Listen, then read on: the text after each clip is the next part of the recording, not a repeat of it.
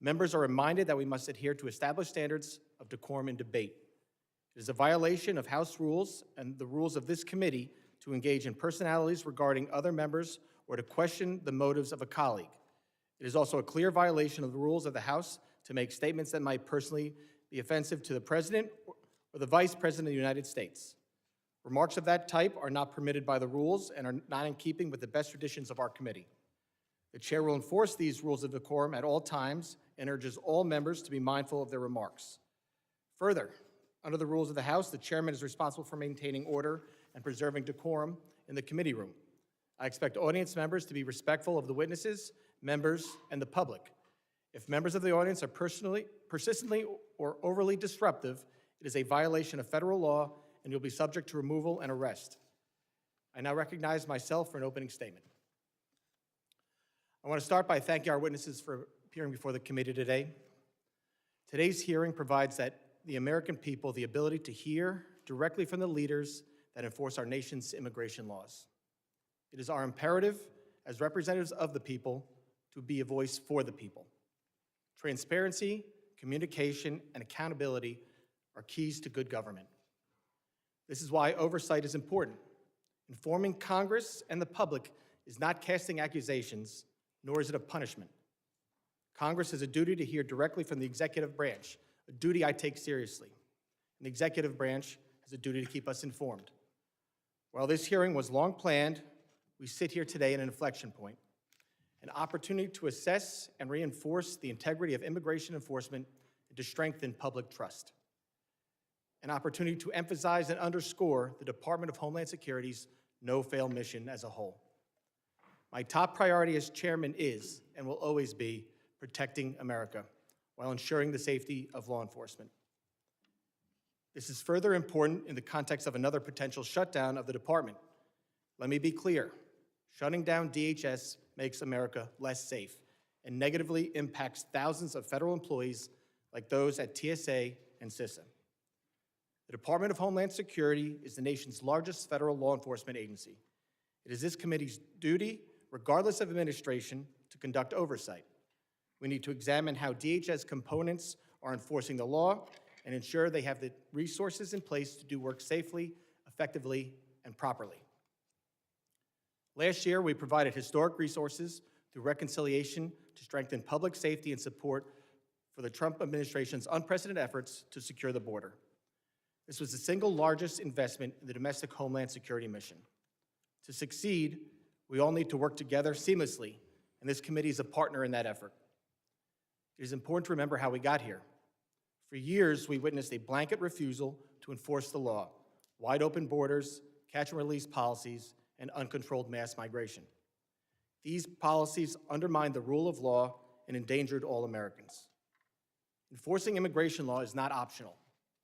The Trump administration's record on border security is irrefutable.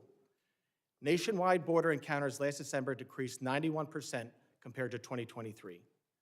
Apprehensions between ports of entry last December decreased 86% compared to 2024. And we ended last year with 8 consecutive months of 0 parole releases by Border Patrol. Further, thousands of criminal illegal aliens have been detained and deported. These actions make America safer and more secure. But the credibility of these successes is on the line.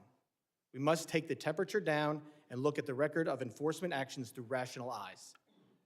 We've seen a significant increase in violent rhetoric and agitation. We've seen a significant increase in attacks on federal law enforcement and in the number of threats facing them and their families. This committee highlighted the threat increases to law enforcement at an earlier hearing. We have seen state and local jurisdictions refuse to protect federal law enforcement officers. And obviously, we have now seen the deaths of 2 American citizens in Minnesota. This is all unacceptable and preventable. The safety of law enforcement and the communities they serve and protect must always come first. When officials or elected leaders rush to conclusions about law enforcement or their fellow Americans, public trust suffers. There must be complete and impartial investigation. I expect each of our witnesses to keep this committee fully informed as the investigations run their course, and I will ensure this happens. While these investigations are ongoing, officials and elected leaders cannot rush to judgment. I cannot put myself in the shoes of law enforcement, nor can I imagine what the families of Ms. Good and Mr. Preddy are enduring today. Public trust and public safety go hand in hand. We cannot have one without the other. I'm encouraged to see that President Trump sent Board Czar Tom Homan and Commissioner Scott to Minnesota to work with Governor Walz, Mayor Frey, and other local leaders. I sincerely hope this dialogue continues. This should stand as an example of cooperation to anyone who continues to incentivize reckless behavior in our streets, unlawfully impede law enforcement operations, or disparage their fellow citizens. State and local officials should be partners, not obstacles when it comes to public safety. And federal officials should keep in mind that this kind of partnership is a two-way street. Everyone should have the same goal of keeping America safe. Transparency and communication are needed now more than ever. The department's no-fail mission hangs in the balance. A rule-based order is not one-sided. Enforcing immigration law and defending all Americans' constitutional rights, including the rights to peacefully protest, bear arms, and privacy, are not mutually exclusive. I want to thank Secretary Noem for making these witnesses rapidly available, and again, thank the three of you for being here today. As Board Czar Homan recently said, you can't fix problems if you don't have discussions. I hope we can have a positive, civil, and productive discussion today. Only together can we make our community stronger and the homeland safer for the future of all Americans. I now recognize the ranking member, the gentleman from Mississippi, Mr. Thompson, for his opening statement. Thank you very much, Mr. Chairman. Good morning to all of you who are here. Thank you for calling this hearing today. This important hearing has drawn a great deal of interest and attention, and many of my colleagues who represent the border city of El Paso and who have been leader on border security, Veronica Escobar, has joined us today and would like to ask questions of our witnesses.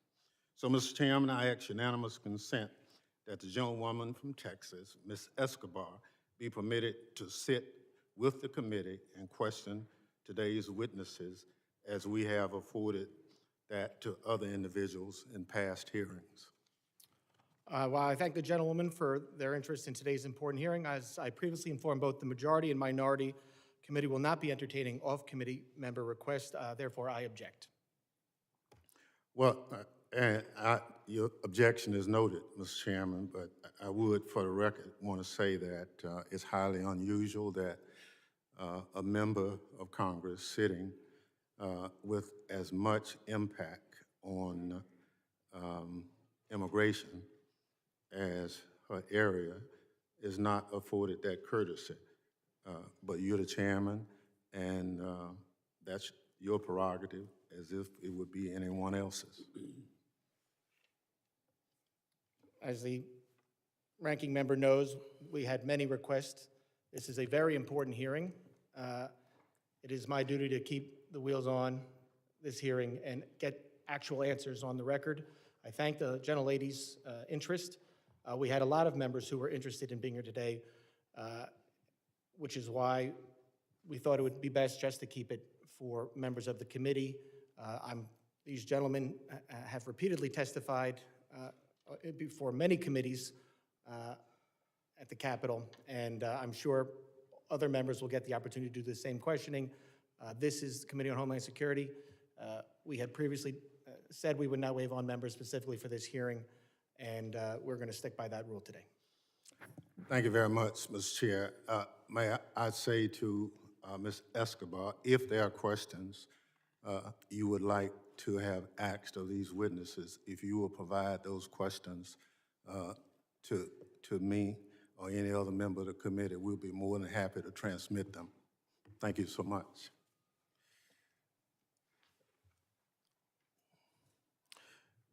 I hope my Republican colleagues will remember that our job is to conduct oversight, not cover for Donald Trump and his out-of-control administration, which is running roughshod over Americans' rights, killing U.S. citizens and threatening our very democracy.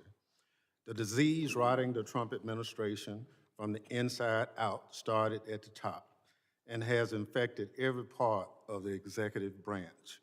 Nowhere is that more evident than at the Department of Homeland Security.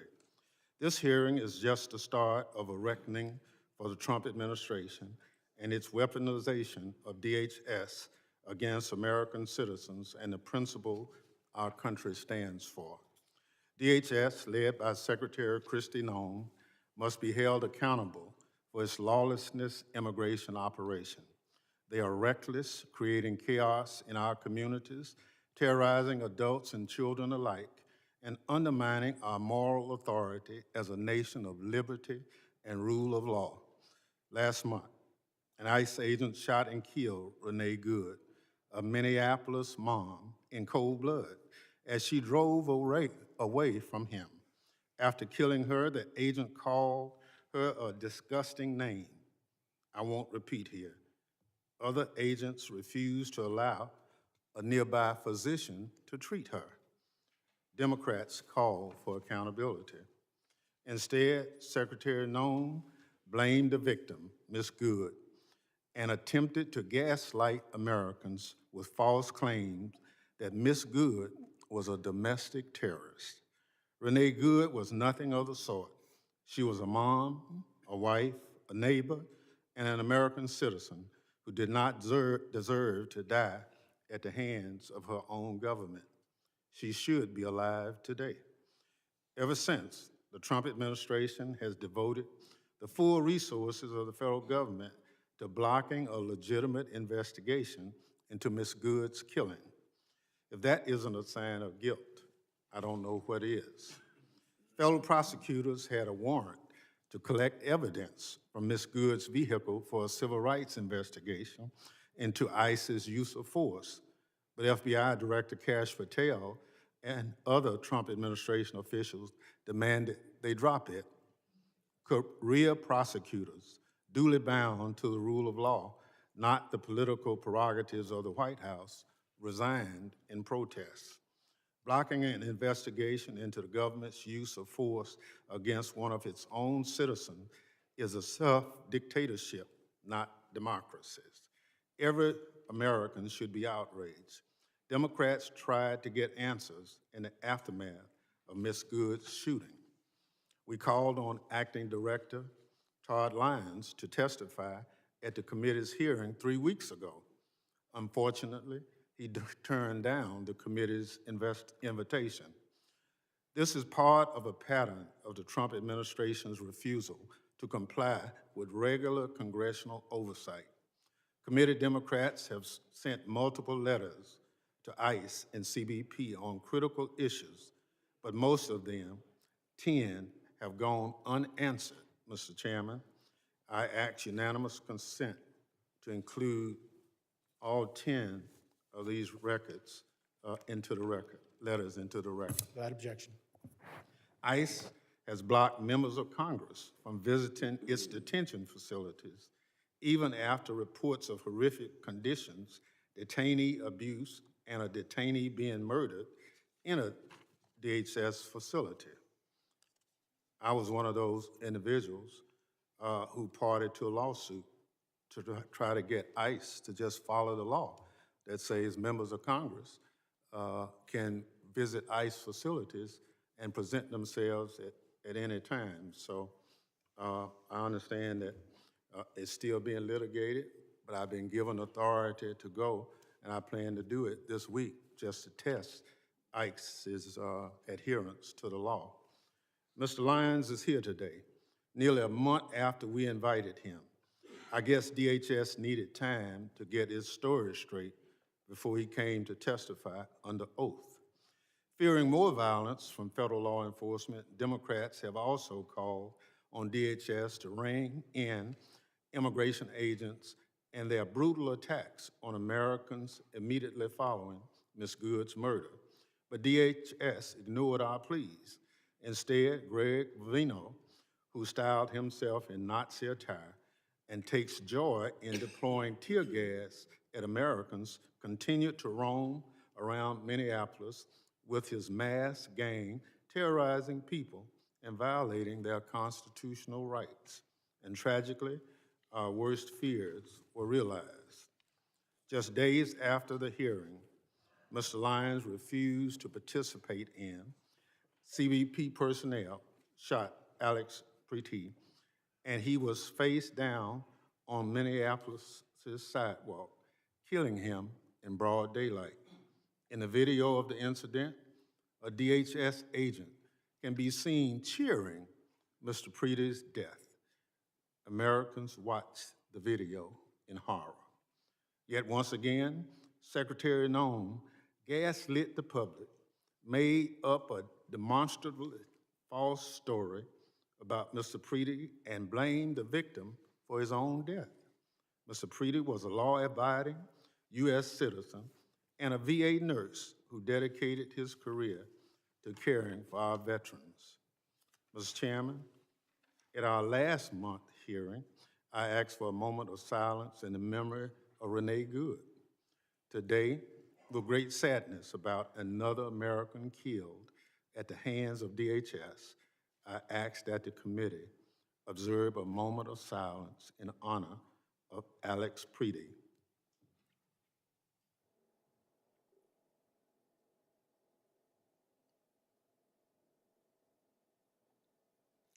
Thank you. The slaying of Ms. Good and Mr. Preety by DHS are the most tragic examples of what is wrong with Trump's DHS, but far from the only ones. Last fall, a Border Patrol agent shot Miramar Martinez, a U.S. citizen and preschool teacher from Chicago, 5 times.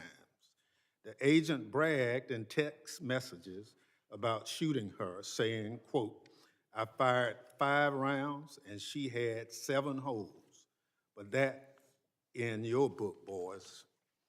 Again, the Trump administration tried to blame Ms. Martinez, the victim, but prosecutors dropped charges against her when it became apparent that the evidence contradicted the Border Patrol's phony account. Unlike Ms. Good's and Mr. Preety's, we can no longer tell their stories. Ms. Martinez has shared her story about what Trump's DHS did to her. I want to play a bit of the video here because people need to see what ICE and CBP are doing to Americans. So this is the first one I realized. I was like, oh, it's just a pepper pellet, but no. And then I got shot right here. And then I have a wound on the side of my chest right here. And then I got 2 holes in my thigh. And then right here. Wow. Right here. Wow. You're covered in wounds. Wounds, yeah. And I want people to see like what's going on, like the type of stuff they're doing.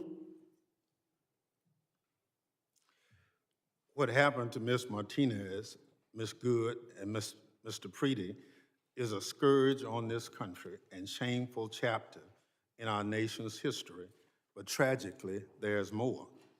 DHS agents recently used a 5-year-old Ecuadorian boy, Lehman Ramos, as bait to lure his family members outside their home to arrest them. The family had entered the country legally as asylum seekers and were living in Minnesota while awaiting their immigration proceedings. DHS sent the little boy and his father to detention in Texas for over a week. Thankfully, a judge ordered him released, slamming DHS for its, and I quote, "incompetently implemented deportation campaign."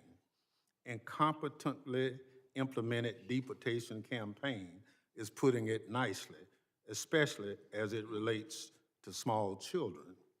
More apt in the Bible, quote from John 11, chapter 35th, referenced at the end of the judge's opinion, Jesus wept. DHS personnel are now forcing their way into private homes without a judicial warrant in violation of the 4th Amendment. In one recent incident, ICE dragged a U.S. citizen from his home at gunpoint in underwear before realizing they had picked up the wrong person.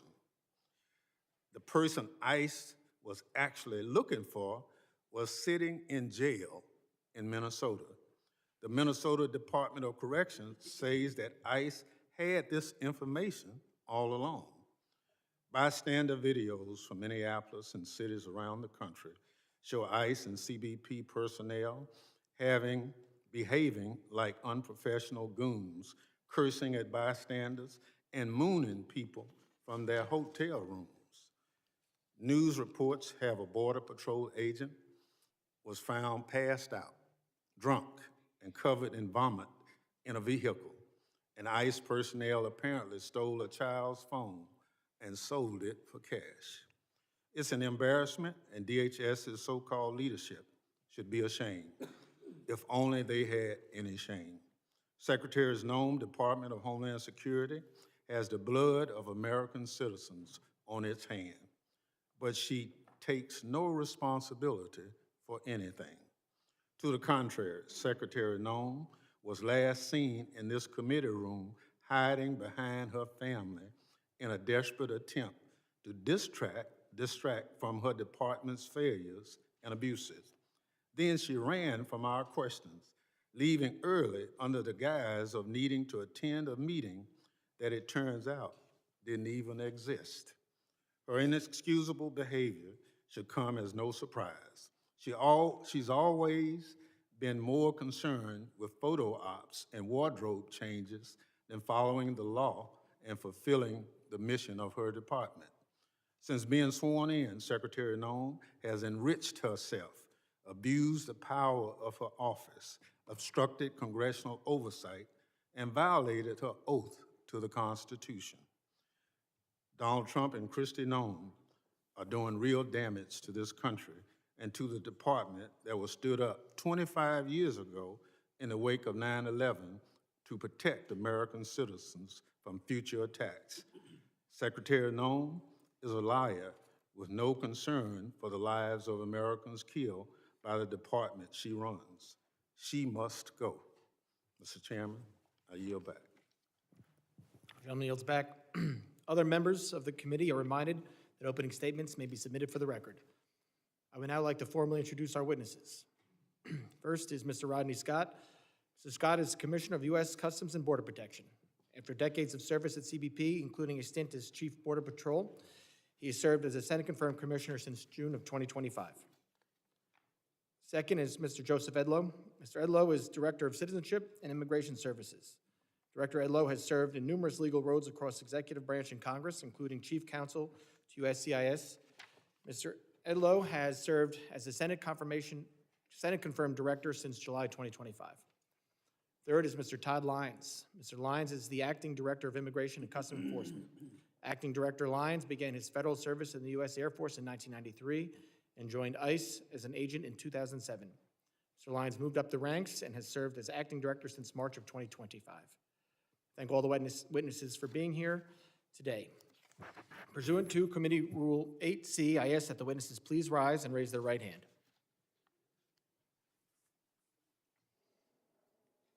Do you solemnly swear that the testimony you will give before the Committee on Homeland Security of the United States House of Representatives will be the truth, the whole truth, and nothing but the truth, so help you God? Let the record reflect that the witnesses have answered in the affirmative. Thank you, and please be seated.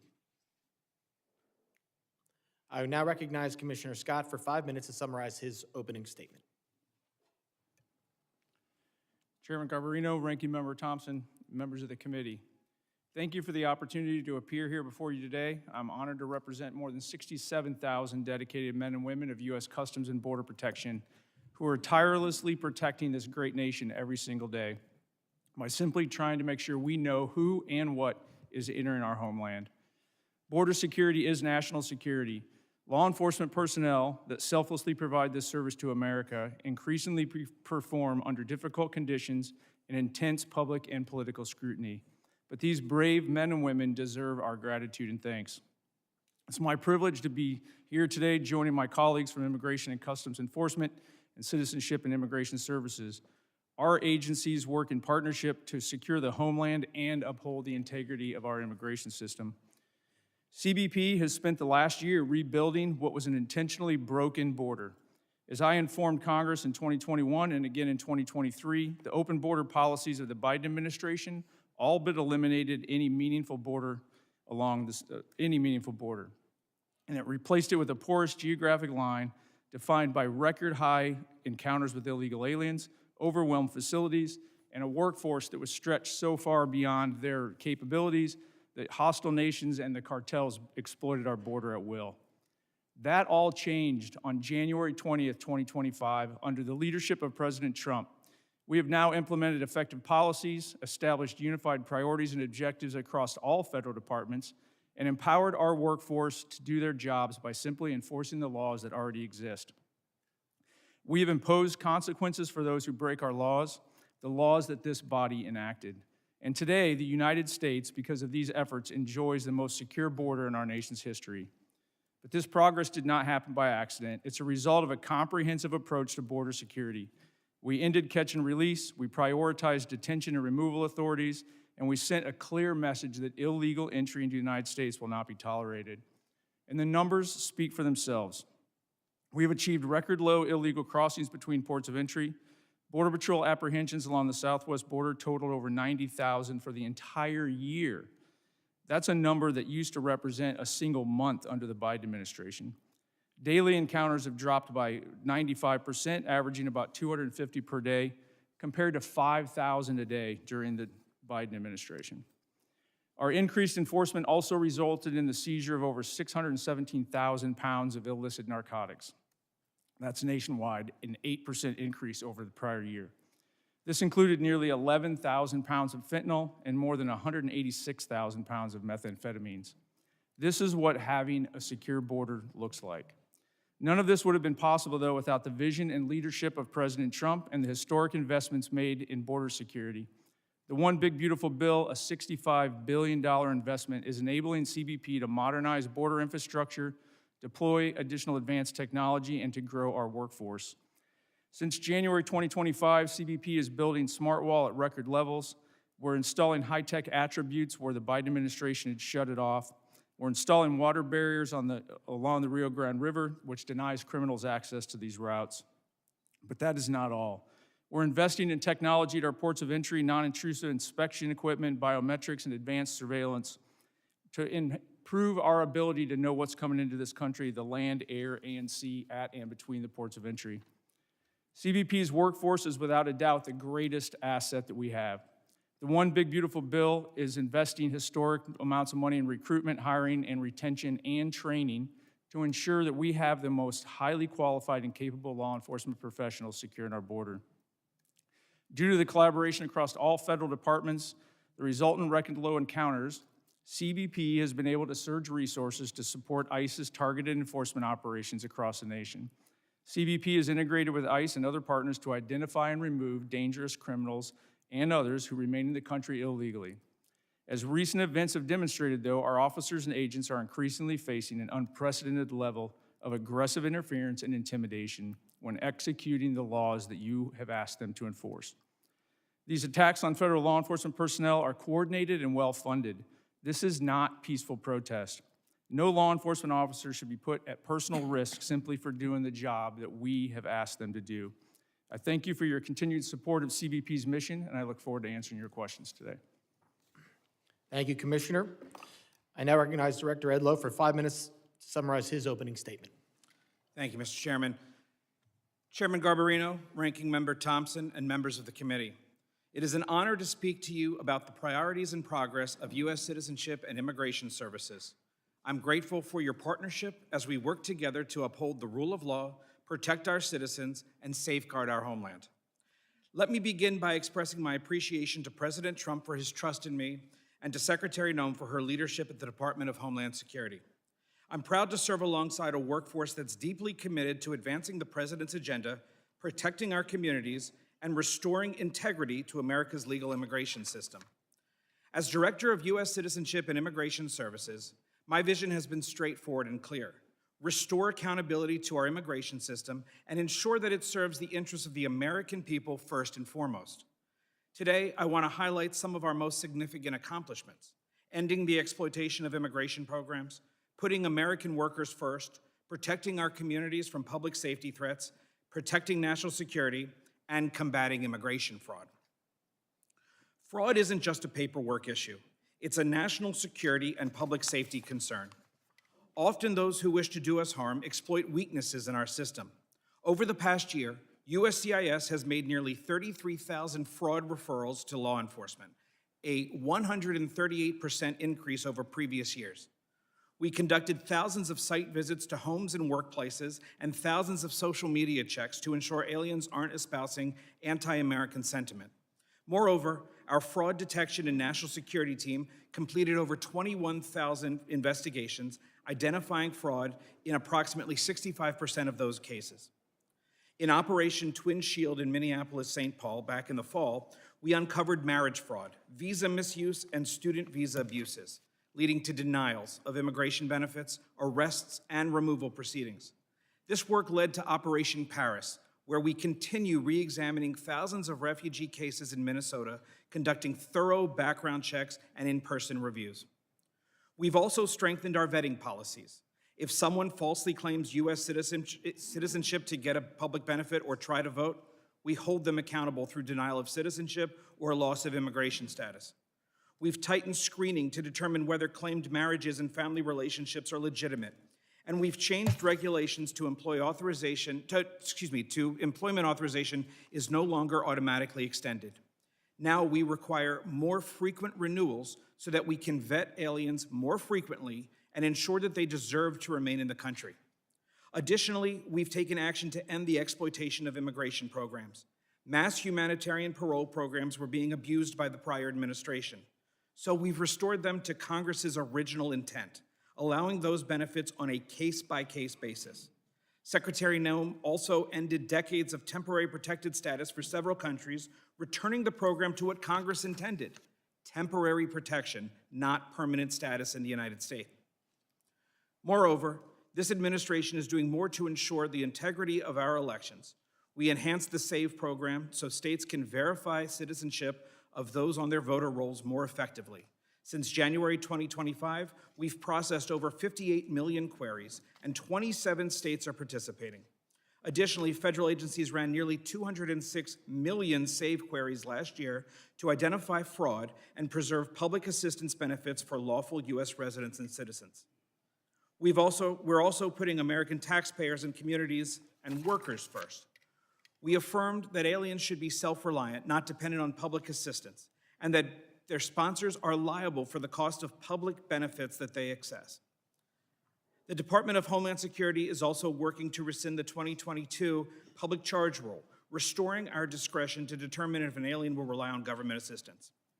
We've proposed protecting American jobs by prioritizing H-1B visas for higher skilled, higher paid workers so that companies can't use those visas merely as a way to get cheaper non-citizen labor.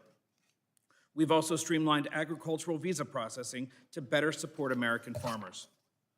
A major milestone was implementing the One Big Beautiful Bill, which added new fees for certain immigration processes. USCIS collects those fees, but only retains a small amount of the money, while the rest goes to other agencies and deficit reduction. Finally, protecting the American people is at the heart of everything we do. After the attack on 2 brave service members of the National Guard last November, Secretary Noem directed us to review immigration benefits for aliens from high-risk countries. In closing, U.S. Citizenship and Immigration Services is restoring integrity, accountability, and security to America's legal immigration system. These accomplishments reflect the dedication of our workforce and the transformative leadership of President Trump and Secretary Noem, both of whom have allowed USCIS to do the job it was created by Congress to do. We stand ready to continue working with Congress to protect the homeland and uphold the rule of law. Thank you, and I look forward to your questions. Thank you, Director Udlow. I now recognize Acting Director Lyons for 5 minutes to summarize his opening statement. Good morning. Chairman Garbarino, Ranking Member Thompson, distinguished members of the committee, thank you for the invitation to discuss the critical work U.S. Immigration and Customs is doing every day to carry out President Trump's agenda to keep America safe, restore order to our communities, and return the rule of law to this country. Under the leadership of President Trump and DHS Secretary Kristi Noem, the men and women of ICE have been empowered to do exactly what they're trained to do: arrest and remove illegal aliens and criminals from our communities. We are enhancing public safety, securing our national security, and finally restoring integrity to the immigration system that had been allowed to collapse. We have supercharged our partnerships with state and local law enforcement, empowering officers around the country through the 287G program to help ICE identify and remove criminal aliens. Those partnerships have increased more than 900% since President Trump took office, and our communities are safer for it. I am also proud of our agency's unprecedented hiring campaign that led to hiring of more than 12,000 officers and special agents in less than a year, and more than 222,000 individuals submitted applications. This expansion of a well-trained and well-vetted workforce will help further ICE's abilities to execute President's and Secretary's bold agenda. Before discussing our broader operations, I must address the situation in Minnesota and the dangers that ICE agents and officers face nationwide. While the investigations remain ongoing, I'm encouraged that some Minnesota officials are finally signaling the willingness to cooperate with ICE. But let me be clear, promises are not enough. We need action. In the wake of the unprecedented border crisis of the previous administration, ICE has stepped into the breach to enforce the law. This commitment has a cost. We are facing the deadliest operating environment in our agency's history. In fiscal year 2025, death threats against ICE personnel increased more than 8,000%. Assaults on officers have skyrocketed over 1,400%. One officer in Minnesota had his finger bitten off by a protester, egged on by elected officials characterizing our officers as Gestapo or secret police. The families of ICE personnel have been made to feel unsafe in their homes. I know this firsthand because my own family was targeted. But let me send a message to anyone who thinks they can intimidate us. You will fail. Despite these perils, our officers continue to execute their mission with unwavering resolve, and we are only getting started. ICE remains committed to the fundamental principles that those who illegally enter our country must be held accountable. Since the beginning of the second Trump administration, we have achieved historic results. From January 20th, 2025 through January 20th, 2026, ICE has conducted nearly 379,000 arrests. Among those arrests were more than 7,000 suspected gang members and over 1,400 known or suspected terrorists. The President tasked us with mass deportation, and we are fulfilling that mandate. Thanks to the resources provided by this Congress, we are ramping up detention capabilities and removal flights daily. In the last year alone, we conducted over 475,000 removals. It's a brutal reality that criminal immigration today is organized by sophisticated, ruthless, transnational criminal organizations. These include cartels and transnational gangs President Trump has rightly designated as foreign terrorist organizations. The only way to defeat them is to destroy their revenue. Within Homeland Security investigations, our special agents are delivering critical outcomes in the fight against transnational crime. We are seizing fentanyl before it kills our children and dismantling the networks that poison our communities. In FY25 alone, we seized more than 2.5 million pounds of narcotics, a 50% increase from the previous year and a critical blow to transnational organization groups everywhere. HSI criminal arrests are at the highest point in history. However, our approach is just not about enforcement. It is about restoring order and dignity to the human beings sold alive by smugglers and exploited by these TCOs. In August 2024, the DHS Office of Inspector General released a report that concluded that more than 291,000 unaccompanied alien children out of nearly 450,000 transferred from DHS to HHS custody were simply lost by the system. We are talking about children exploited in factories, abused in sexual trades, and living as indentured servants on American soil. HSI is leading the charge to find them. We have conducted more than 71,000 field engagements to locate children, verify sponsor legitimacy, and uncover criminal activity related to exploitation. Since February 2025, ICE has arrested more than 500 criminal sponsors of these offenses, including sexual exploitation and forced labor, dismantled more than 2,400 human smuggling operations, and along with our federal partners, located more than 145,000 children. To further ensure TCOs can never threaten our nation again, President Trump dedicated the establishment of the Homeland Security Task Force. The Homeland Security Task Forces represent the most aggressive and coordinated attack on TCOs in history. Through Cross-Border Financial Crime Center, we have developed and implemented a strategy to combat rampant fraud, including government programs in Minnesota and across the country. Using this strategy, HSI has opened numerous criminal investigations into the complex fraud systems that have resulted in the thefts of billions. Much of the fight ICE faces continue to be fueled by so-called sanctuary cities. These jurisdictions provided a shield for criminal aliens when a local jail refuses to honor ICE detainer and releases that predator back into the community. ICE exists to enforce America's longstanding immigration and custom laws. These laws are grounded in common sense, national sovereignty, and simple morality. Our officers and agents enforce these without hesitation, without apology. I ask that all the members of the committee treat them with profound respect that they have earned. Thank you. Thank you, Acting Director Lyons. Members will be recognized by order of seniority for their 5 minutes of questioning. As we have when Secretary Noem was here, we're going to limit it to the 5-minute rule. I'm going to be strict on that for both sides. So do not be surprised if you go over, I gavel you down. I now recognize myself for 5 minutes of questions. Acting Director Lyons, I understand that you cannot discuss the details of the 2 recent shootings in Minnesota because they are subject of several investigations, including by the FBI, the Department of Homeland Security, and the DOJ Civil Rights Division. Once concluded, will you commit to providing the reports and findings of each investigation to this committee? Yes, Mr. Chairman, we're fully committed to give you the full and unabridged investigation and the outcome. Thank you. Commissioner Scott, can the committee have the same commitment from you? Yes, sir. Thank you both. Commissioner Scott and Acting Director Lyons, following this hearing in writing, I'd like to know what is the standard operating procedure for each of your agencies for an investigation when deadly force is used. Currently, Acting Director Lyons, are those procedures being followed for the 2 uses of deadly force in Minneapolis this past January? Yes, Mr. Chairman. Were those, and Commissioner Scott, Yes, sir, they are. were the standard procedures followed from the beginning? Mr. Lyons? Yes, sir, they were. Mr. Scott? Yes, for CBP, they were as well. Thank you very much. We're obviously concerned about officer safety and have seen and heard about increasing threats and assaults against law enforcement. Director Lyons, are your officers trained regarding the difference between a protected protest and what is unlawfully impeding law enforcement?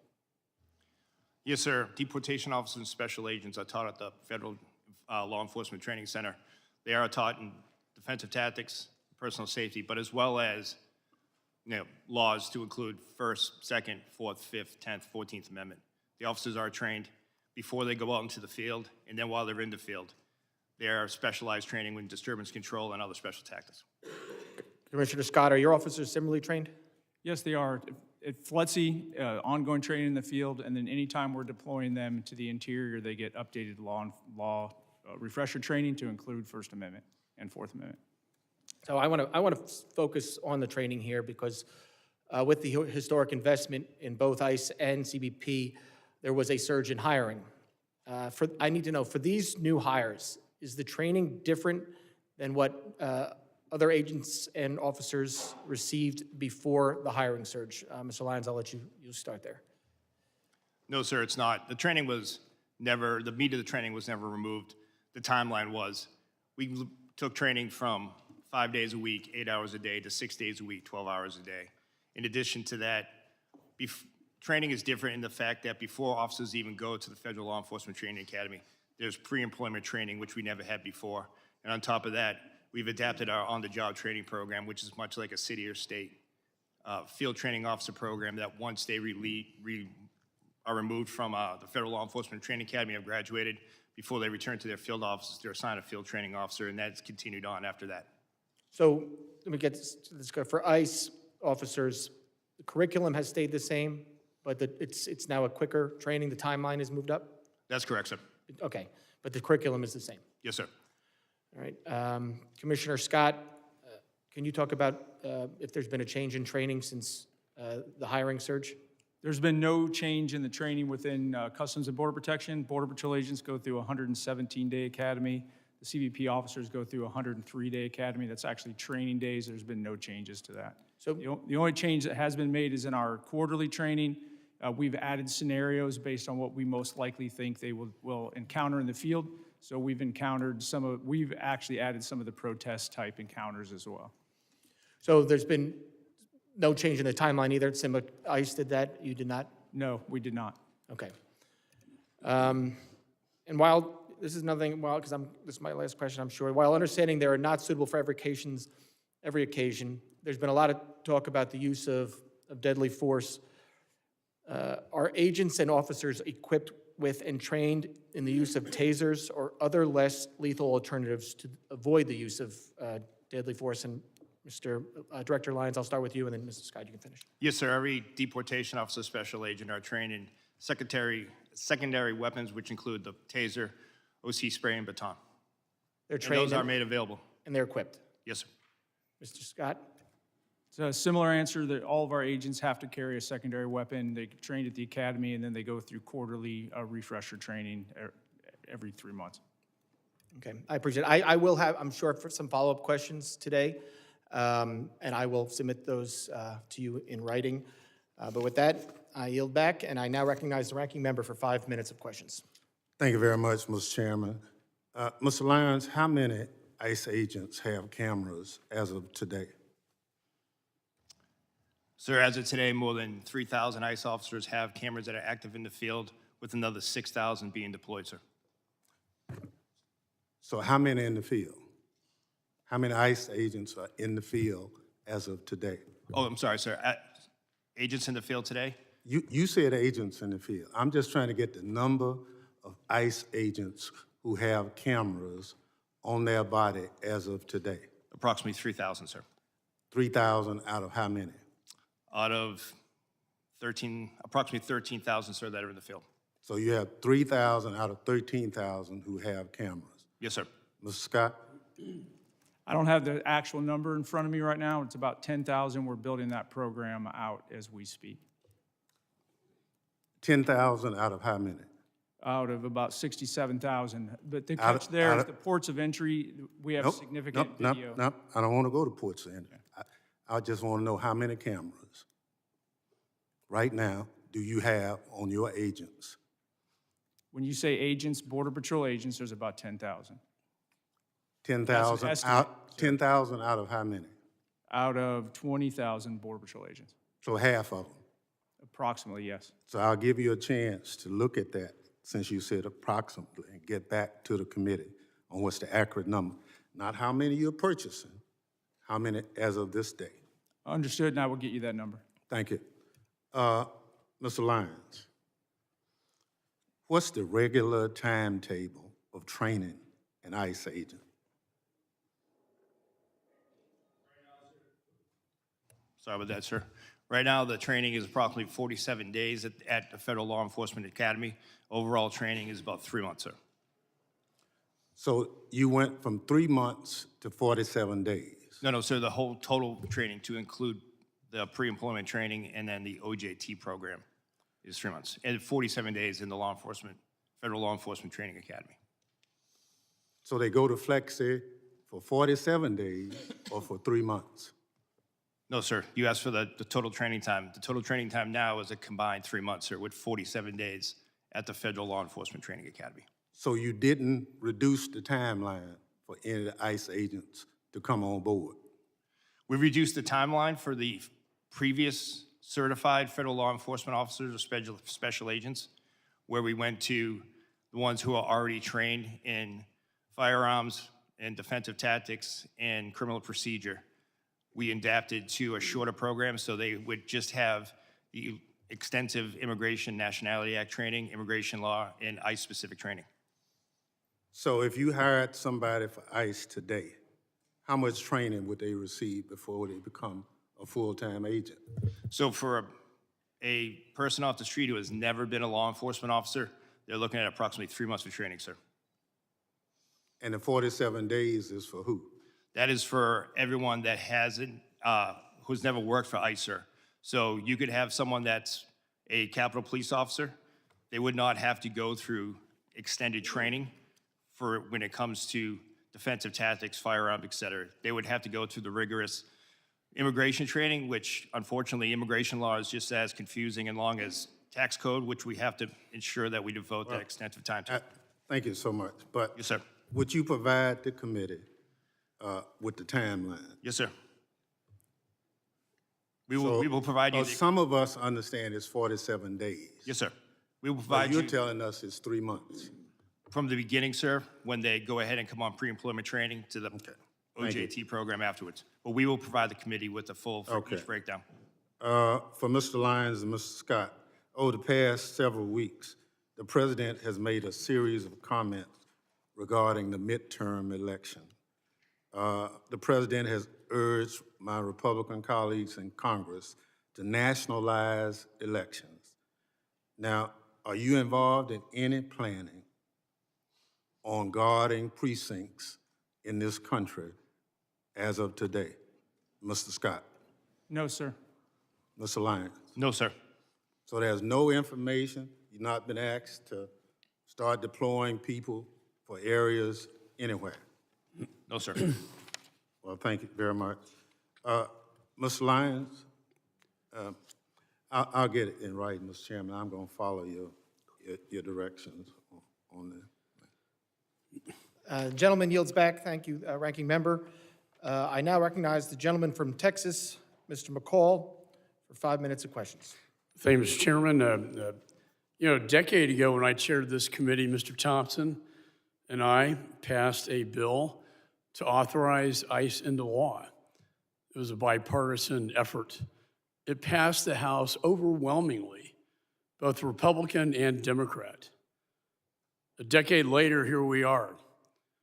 The Dems have called to abolish ICE. Now they're trying to shut it down. So what has happened in that 10 years? Let's go back to the last 4 to 5 years. What happened in this country and at the border?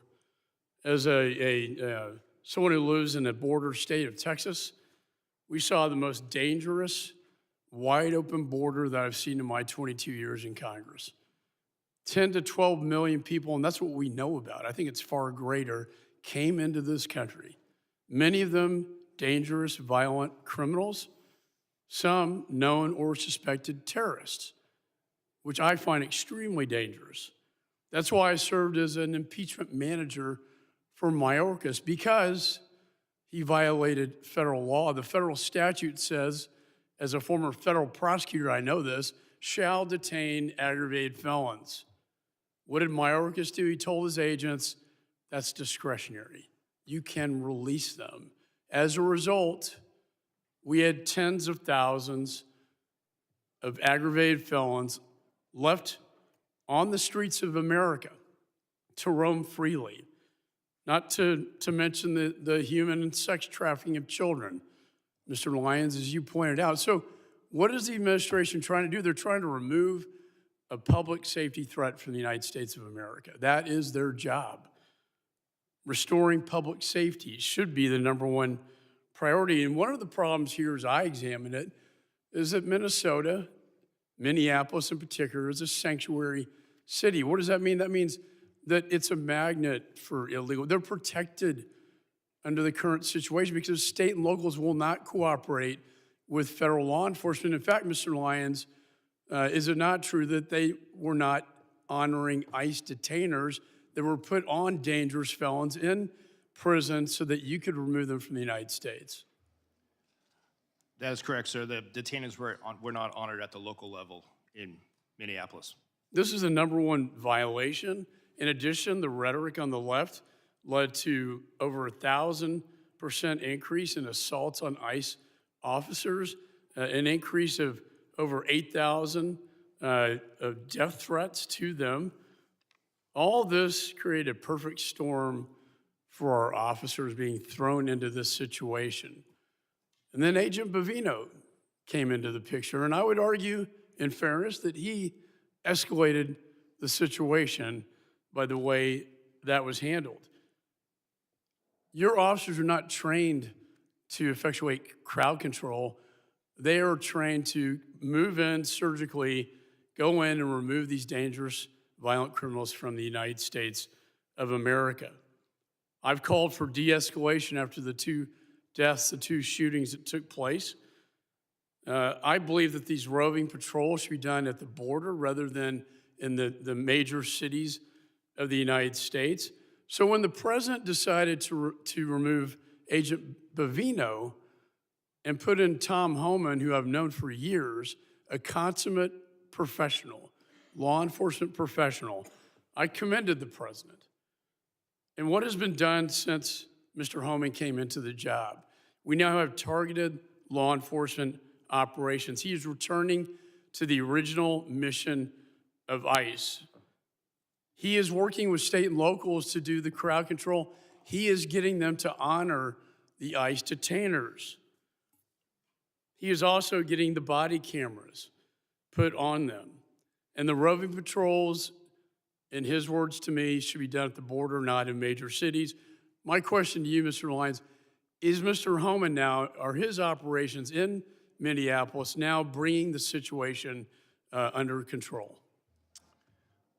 So we've seen a de-escalation in the fact that the protests, while they still go on, have subsided, and ICE has been allowed to do their targeted, intelligence-driven enforcement operation. Just the other night, local authorities arrested 54 protesters at the local level where ICE officers did not have to be engaged in that.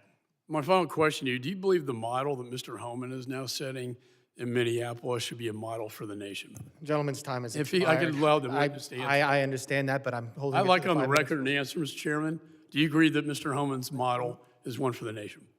Gentleman's time has expired. Yes or no? I now recognize the gentleman from California, Mr. Swalwell, for 5 minutes. A couple nights ago, I met with a woman who works as a cashier at a grocery store, and I told her I was coming to see you, Mr. Lyons, and she said, will you ask him, and she didn't want to give her name. She was terrified to give her name.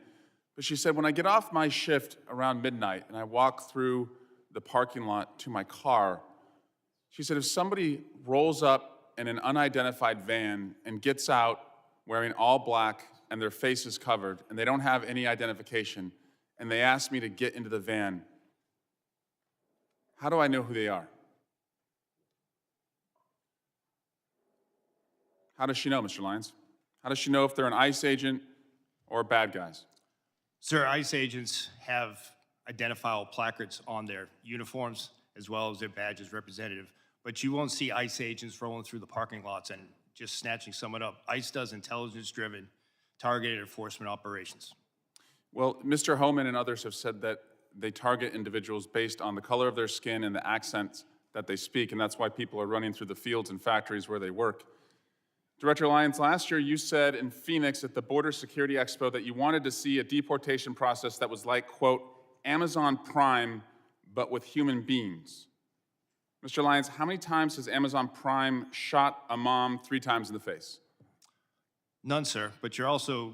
It's the square root of 0, that's right. Yes, sir. Yeah, but if we're gonna go down that route of my comment, I did say that comment. However, that comment was taken out. If you go back and watch the video, I did say that we need to be more efficient when it comes to removing individuals from the United States because ICE doesn't detain punitively. We detain to remove. I don't want to see people in custody.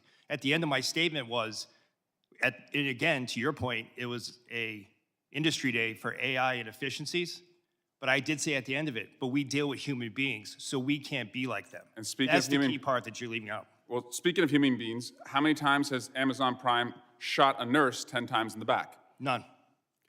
How many times has Amazon Prime dragged a woman out of her car by her hair and then dragged her down the street? None. How many ICE agents have been fired for their conduct under your leadership? Sir, I can get you that data. I'll get that back to you. Is it more than 1? I'm not going to speak about personnel actions, but I'll get you that data. Can you tell us if at least, God, I hope at least 1 person has been fired for their conduct since these operations have begun? Are you telling us you can't even say 1 person's been fired? Sir, I'm not going to talk about personnel actions, but we will get back to you. But 2 people have been killed so far, is that right? A nurse named Preddy and a mom named Good. 2 people have been killed so far. Yes, sir. Mr. Lyons, will you apologize to the family of Renee Good for being called a domestic terrorist by the president and his leadership? No, sir. Why not? Sir, I welcome the opportunity to speak to the family in private, but I'm not going to comment on any active investigation. Is she a domestic terrorist? Sir, I'm not going to comment on the investigation, and the president and Secretary Noem are elected officials. That's their right to their comments, but as career law enforcement, we won't speak to any. Do you agree with their comments? Sir, I'm not going to go ahead and talk about any ongoing investigation. Will you apologize to the family of Alex Preddy for also being called a domestic terrorist? Sir, again, I'm not going to speak to any ongoing investigation. Mr. Lyons, your staying to lead ICE is a decision. Sir, I'm sorry. Could you repeat Your that? staying on to lead ICE is a decision. And I've read your background. You have a decorated career. You've served in the military. You are what I would call otherwise employable. I think most people would agree this is not the only job that you can get. But since you've been on this job, women have been dragged by their hair through our streets. A 6-year-old child battling stage 4 cancer has been deported, and it turns out he was a U.S. citizen. People are running through the fields where they work. People who've gone to the streets as allies have been shot and publicly executed. It's a decision to stay on at this point. And considering your honorable service in the past and the dishonorable acts that those who have worked for you have conducted, and the disgraceful statements that the leadership above you have said, you now have a decision. Will you stand with the kids who you're supposed to protect, or will you side with the killers bringing terror to our streets? Mr. Lyons, will you resign from ICE? No, sir, I won't. Why not? Because, sir, that child that you're showing right there, the men and women of ICE took care of him when his father abandoned him and ran from Gentleman's law enforcement. time has expired. You never should have gone into Gentleman's time custody. has expired. I recognize the gentleman from Mississippi. Mr. Guest for 5 minutes. Thank you, Mr. Chairman. Mr. Chairman, we stand on the verge of a second Democrat shutdown of the United States Department of Homeland Security just within the last 90 days. The Department of Homeland Security employs 260,000 men and women across 22 different agencies. Those agencies include 63,000 men and women who work for CBP, 60,000 who work for TSA, 22,000 for FEMA, 18,000 who works for USCIS, almost 50,000 civilian and military employees with the United States Coast Guard, 7,800 Secret Service employees, 2,500 CISA employees, and over 8,000 agents and analysts with the Department of Homeland Security investigation who perform a crucial function to protect and serve this country. This second government shutdown, led by my friends on the Democrat side of the aisle, will leave our country less safe. Don't just take my word for it. Let's look at the words of the Biden administration.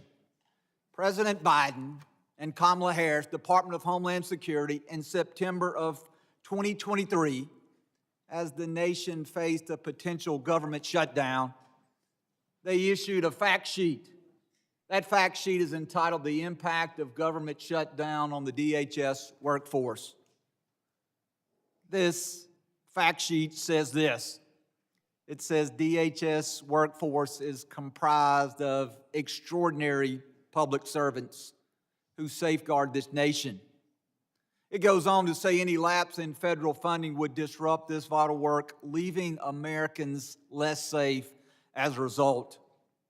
Those working without pay include law enforcement, conducting such acts as seizing illegal narcotics like fentanyl, combating child exploitation and child predators, identifying and arresting human trafficking, responding to natural disasters, preventing cyber attacks, and protecting U.S. government leaders. And so I ask you, gentlemen, as we are once again on the verge of a shutdown of the Department of Homeland Security, if the Democrats take us to the edge, if they refuse to sign a CR, if once again the men and women who serve under your leadership, if they are once again not paid, I ask you, how will that impact our nation? Will America be more safe, or will America be less safe if we are once again led into a government shutdown by the Democrat Party? Mr. Scott. I believe consistency and seeing support from the leadership of, on both sides of this building and the president is very important to border security. I think the rhetoric and the back and forth, the politicizing of law enforcement in general detracts from the general morale of our personnel. Is it not important that we pay the men and women who serve under your command? It's critically important. And in a government shutdown, the bills don't stop, do they not? The bills continue to accrue. Correct. And the deployment of technology ceases in many cases, and America becomes less safe. Would you agree with that statement? I would agree America becomes less safe. Mr. Edlow, what about you?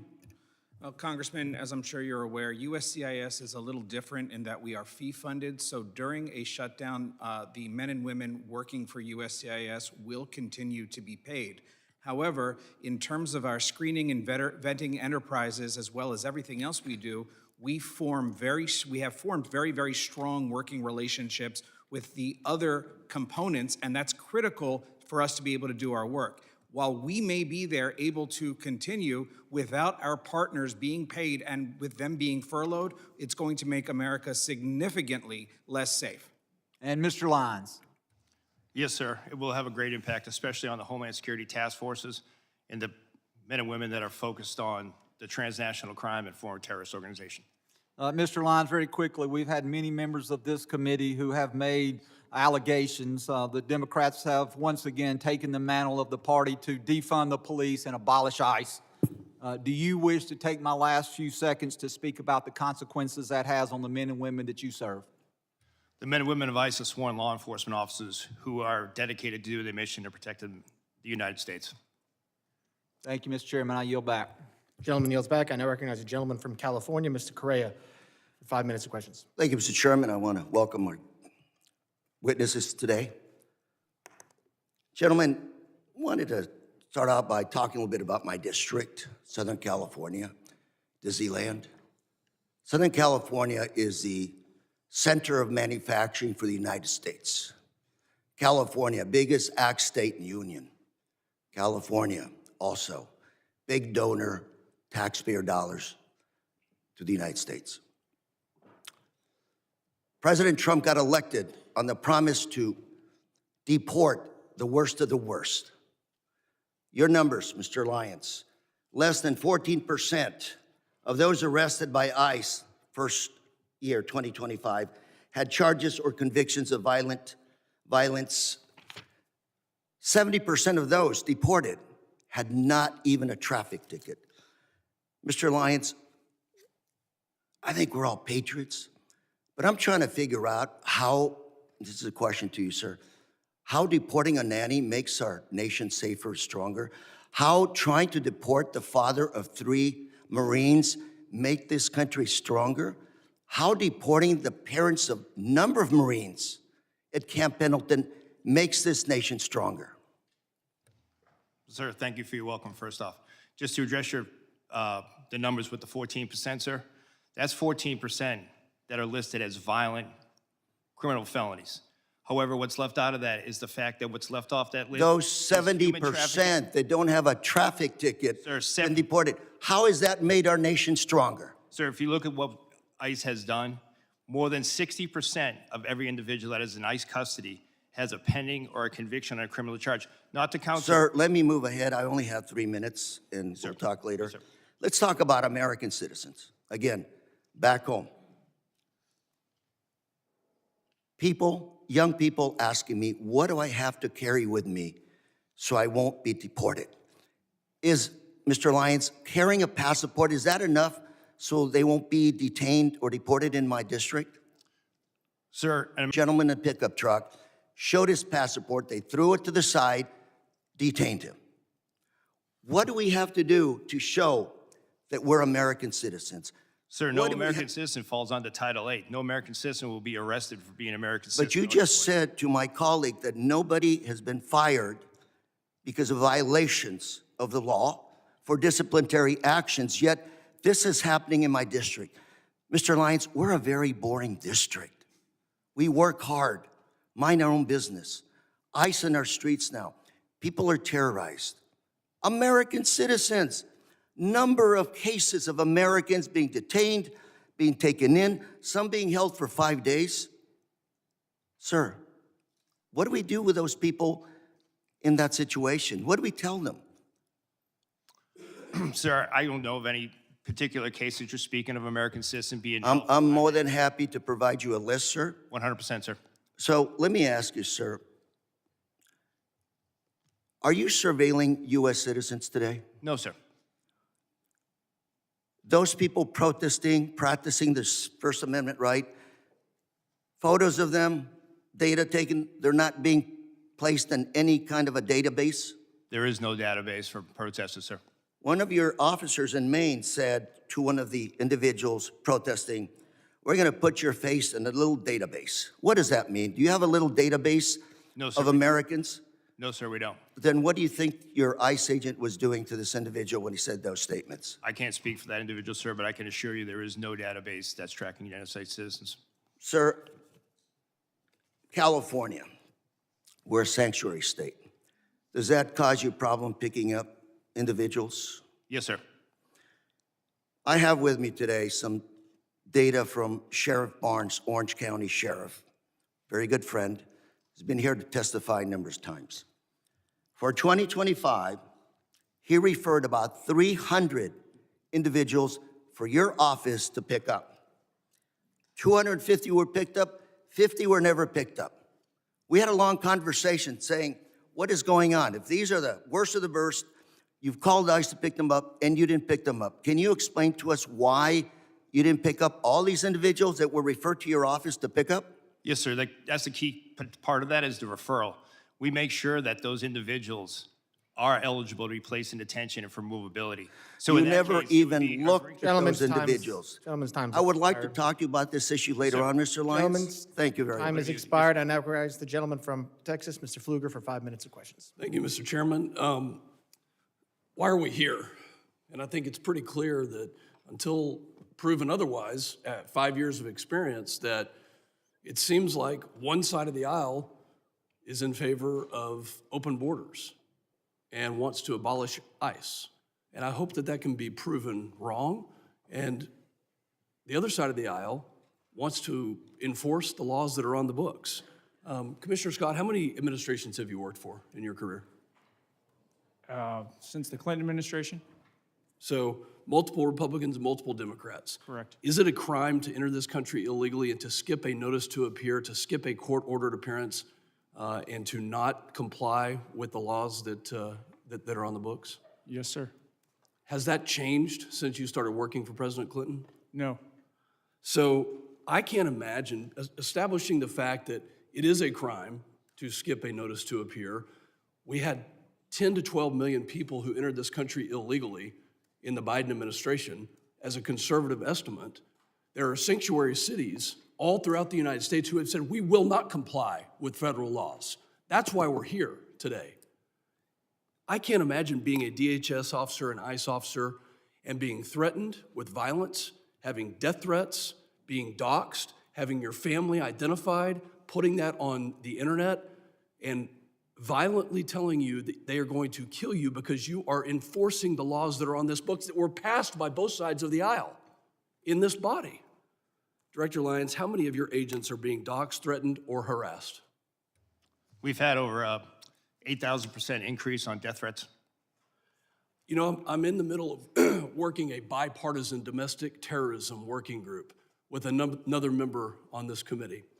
There is a group called Defend 612 that has come out with tactics, techniques, and procedures in Minneapolis to do things like encourage protesters to impede law enforcement, to push civilians towards legally and physically risky confrontations, to help mobilize a counter-protest, to coordinate strategies and trainings to aid illegal immigrants to avoid detention. Are you familiar with groups like this, Defend 612? Yes, sir. We have multiple groups around that in all 50 states. There's an article written by Christina Buttons, and I'd like unanimous consent to enter this into the record called Inside Minneapolis's ICE Watch Network. Chairman, I seek unanimous consent to enter. Without objection. This article talks about these tactics, techniques, and procedures that put your law enforcement agents and your agents at risk. What is different about Minneapolis? What kind of coordination have you received from the local police department that we don't see any of this in Texas? We've not seen, and there have been many ICE operations that have happened in Texas, but what's different from what you've seen in Minneapolis? Unfortunately, sir, in the beginning of the Minneapolis operation, we didn't see any cooperation at the state or the local level, whether it be from the Minneapolis Police Department or the Minnesota State Police, which led to ICE officers and agents, as well as our other federal partners, pretty much having to defend themselves from whatever impediment, riots, or protests. Were they told by local elected officials not to cooperate? Yes, sir. Is that because they're a sanctuary city? I'm assuming that's in what it is, part- sir, but I can't speak to the mind of those elected officials, but they were ordered not to stand down. How did it make you feel as somebody who carries out the laws that this body has passed when you hear the mayor of Minneapolis say F ICE? Oh, sir, I mean, from a morale standpoint, it hurts us to the fact that for decades, and I've worked since President Bush, ICE has always been in Minneapolis. We've always been in every major city and state. So it wasn't like it was a brand new thing. We've always been doing immigration enforcement. So that's demoralizing. Commissioner Scott, are you separating families? No. Tell me about when you served President Obama. Has anything changed in the policy of deportation? And how many people did President Obama deport?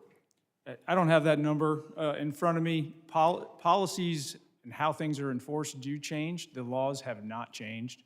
I believe what you're referring to is literally when someone is arrested, whether it's on immigration or whether it's a normal criminal offense, and they have children, we don't necessarily prosecute the children. But when someone's deported, if they want to take their children with them, they have that right. We do not separate them. I hope that the other side of the aisle will read this article on Defend 612 and look at the tactics, techniques, and procedures. And if this is domestic terrorism, where we have a group that's on signal that is calling out agents and doing things to interrupt, intercede, and prevent law enforcement from carrying out the laws that this body passed, that you'll have the courage to call it domestic terrorism if it is that way. And I yield back. Gentleman yields back, and I now recognize the gentleman from Michigan, Mr. Danadar, for 5 minutes of questions. Thank you, Mr. Chairman, and good morning to our witnesses. Commissioner Scott, did the ICU nurse, Alex Preddy, deserve to die? I cannot comment on an ongoing investigation, sir. Do you believe that he deserved to die? Should he be killed by your agents? I'm not going to comment on an ongoing investigation, sir, before it's concluded and all the facts are available. Do you agree with CBP Commander Bovino's statement that Alex Preddy was planning to massacre law enforcement agents? I'm not going to comment on an ongoing investigation, sir. Director Lyons, did Renee Good deserve to die? Sir, I can't comment on ongoing investigations.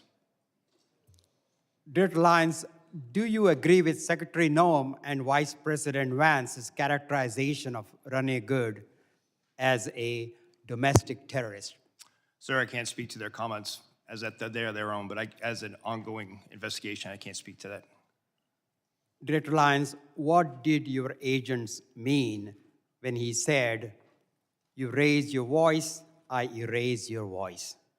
In the video just that we have seen, all of us have seen. Sir, I'm not aware of that video that you have, sir. I can't comment on what that officer has said. Does that statement, if I show you the video of that, does that statement reflect the value of your agency? And does ICE respect and adhere to the First Amendment? Yes, sir, ICE does respect and refer to the First Amendment, but that doesn't respect, your statement that you said doesn't represent the values of the men and women of ICE. Commissioner Scott, does CBP respect and adhere to the First and Second Amendment? Yes, we do. Don't you agree that Alex Preddy had every right to exercise his First and Second Amendment freedoms before being shot in the streets by one of your agents? I believe every person in the United States has a right to their constitutional rights. Look, I have heard and seen enough.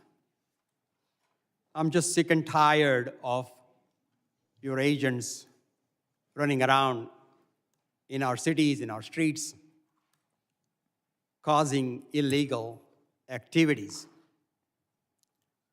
ICE and CBP thugs are roaming our streets, attacking our communities, using our children as bait, referring to people as bodies and numbers, targeting people for their accents and the color of their skin, and killing American citizens, all while showing zero remorse for their actions. Director Lyons and Commissioner Scott, do you think President Trump will pardon you and your boss, Kristi Noem, before he leaves office, just like he has for insurrectionists and his political allies? Do you believe President Trump will pardon you? Because, go ahead. I'm not going to speak on behalf of President Trump, but I'll tell you, I signed up for this job to protect America, and I'm very proud of the service that I provide, and I don't need a pardon from anybody. Well, you better hope so. You better hope you get been pardoned, because you will be held accountable for the absolute disregard of the law your agencies have shown over the past year. Your agencies have lost the trust of the American people, with millions taking to the streets to protect the illegal actions of your agencies. And that's why I introduced a bill in the United States Congress to abolish ICE. ICE must be abolished. I also co-sponsored a bill to impeach Secretary Kristi Noem. And I believe Kristi Noem must be impeached. And this Congress must do everything in its power to carry out oversight actions against these rogues departments, including if Gentleman's necessary. time has expired. A witness has requested a break. Committee will recess for 5 minutes. Members of the audience will remain seated.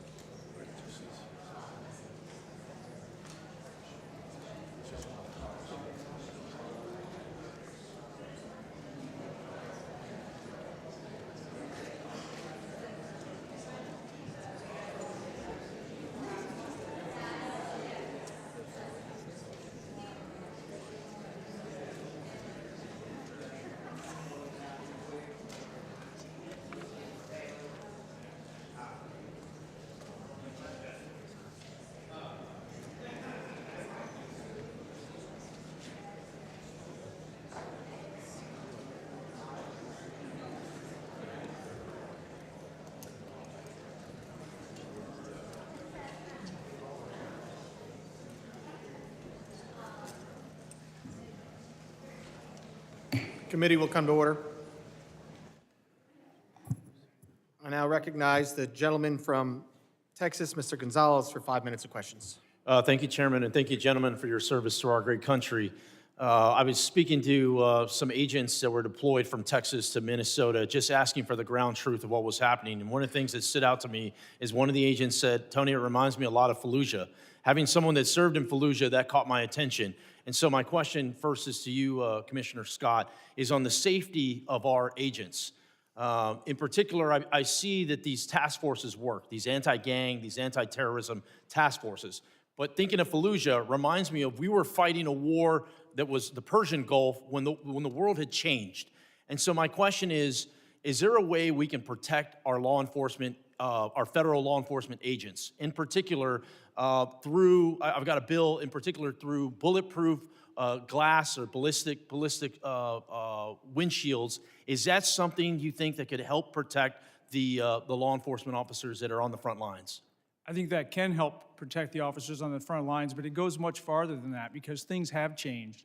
So the tactical infrastructure at the border, the bulletproof vests, all of that helps tremendously, but we're fighting a different fight now. The reason you saw so many people surged into LA at one point and then now into Minneapolis was because we had to surge additional resources in to protect the ICE agents that were literally just going to try to make a lawful arrest.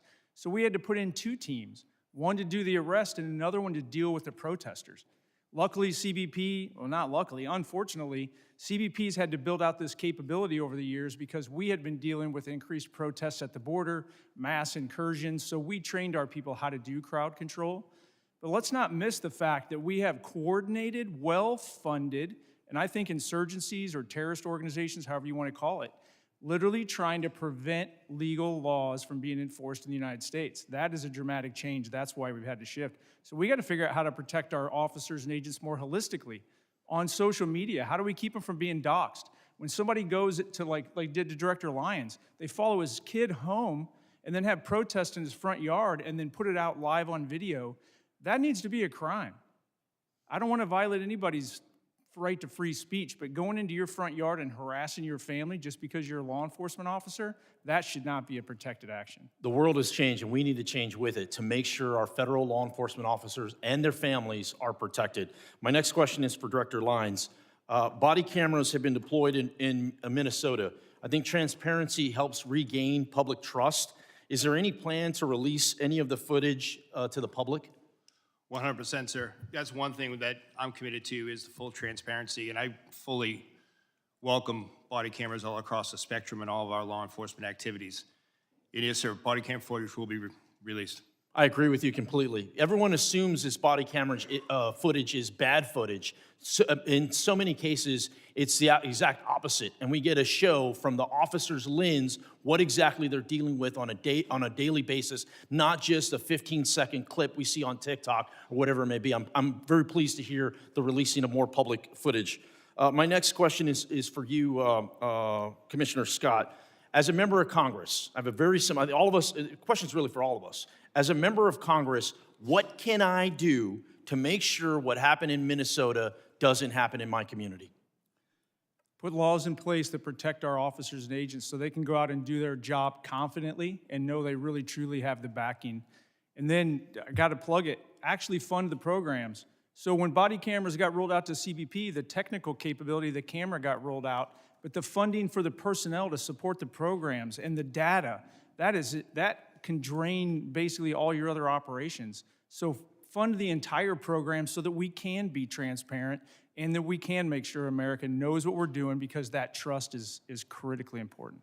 Thank you for that. My next question is Director Edlow.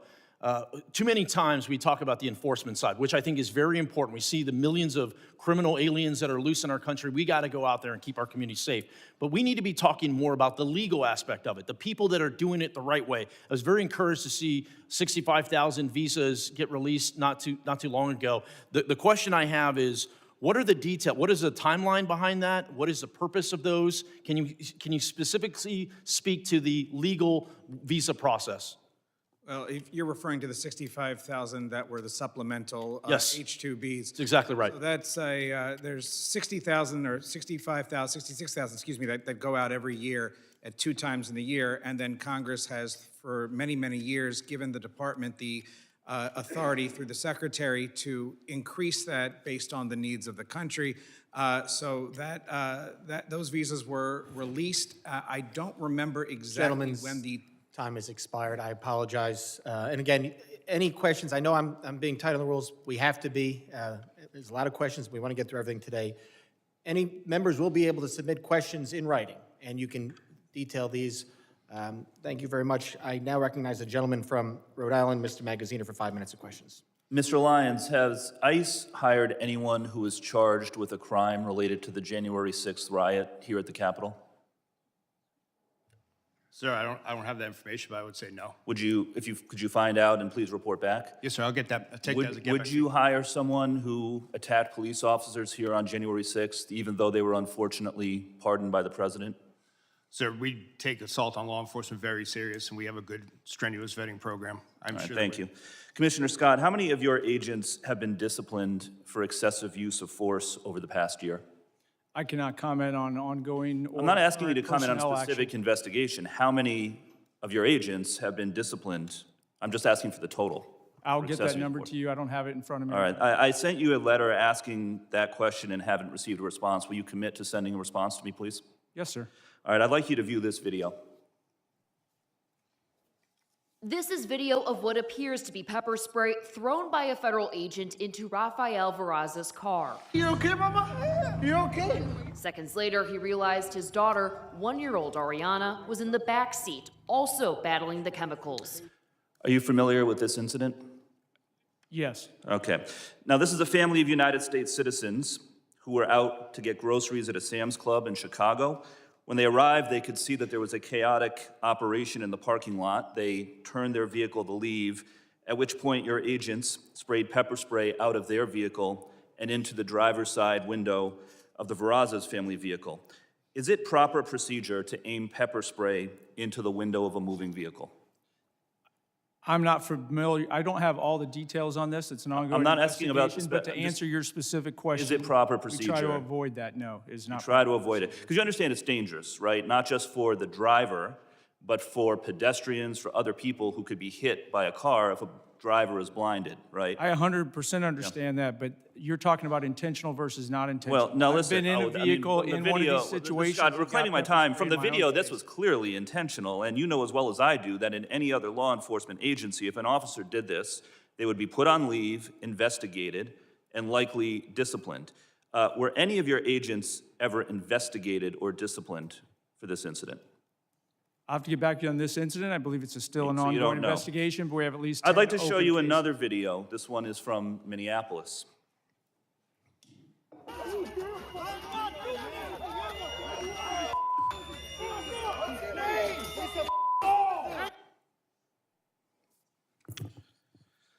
So as you can see, the agent sprayed pepper spray at close range directly into the face of an individual who had already been pinned to the ground by 3 other agents. And there's a picture of this behind me to give you a better view.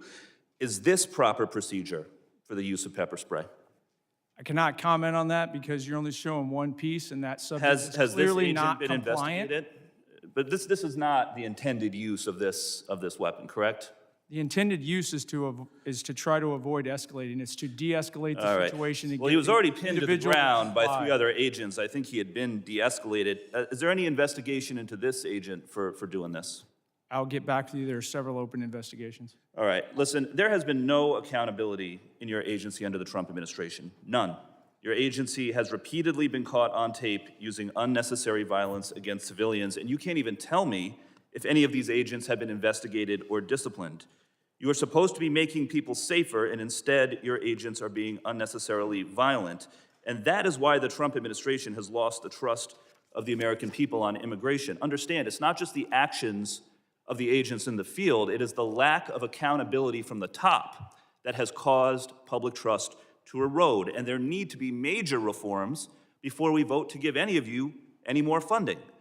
Your agencies need to act like other law enforcement agencies. Take off the masks, wear badge numbers, enforce discipline with real standards of conduct. But accountability starts at the top.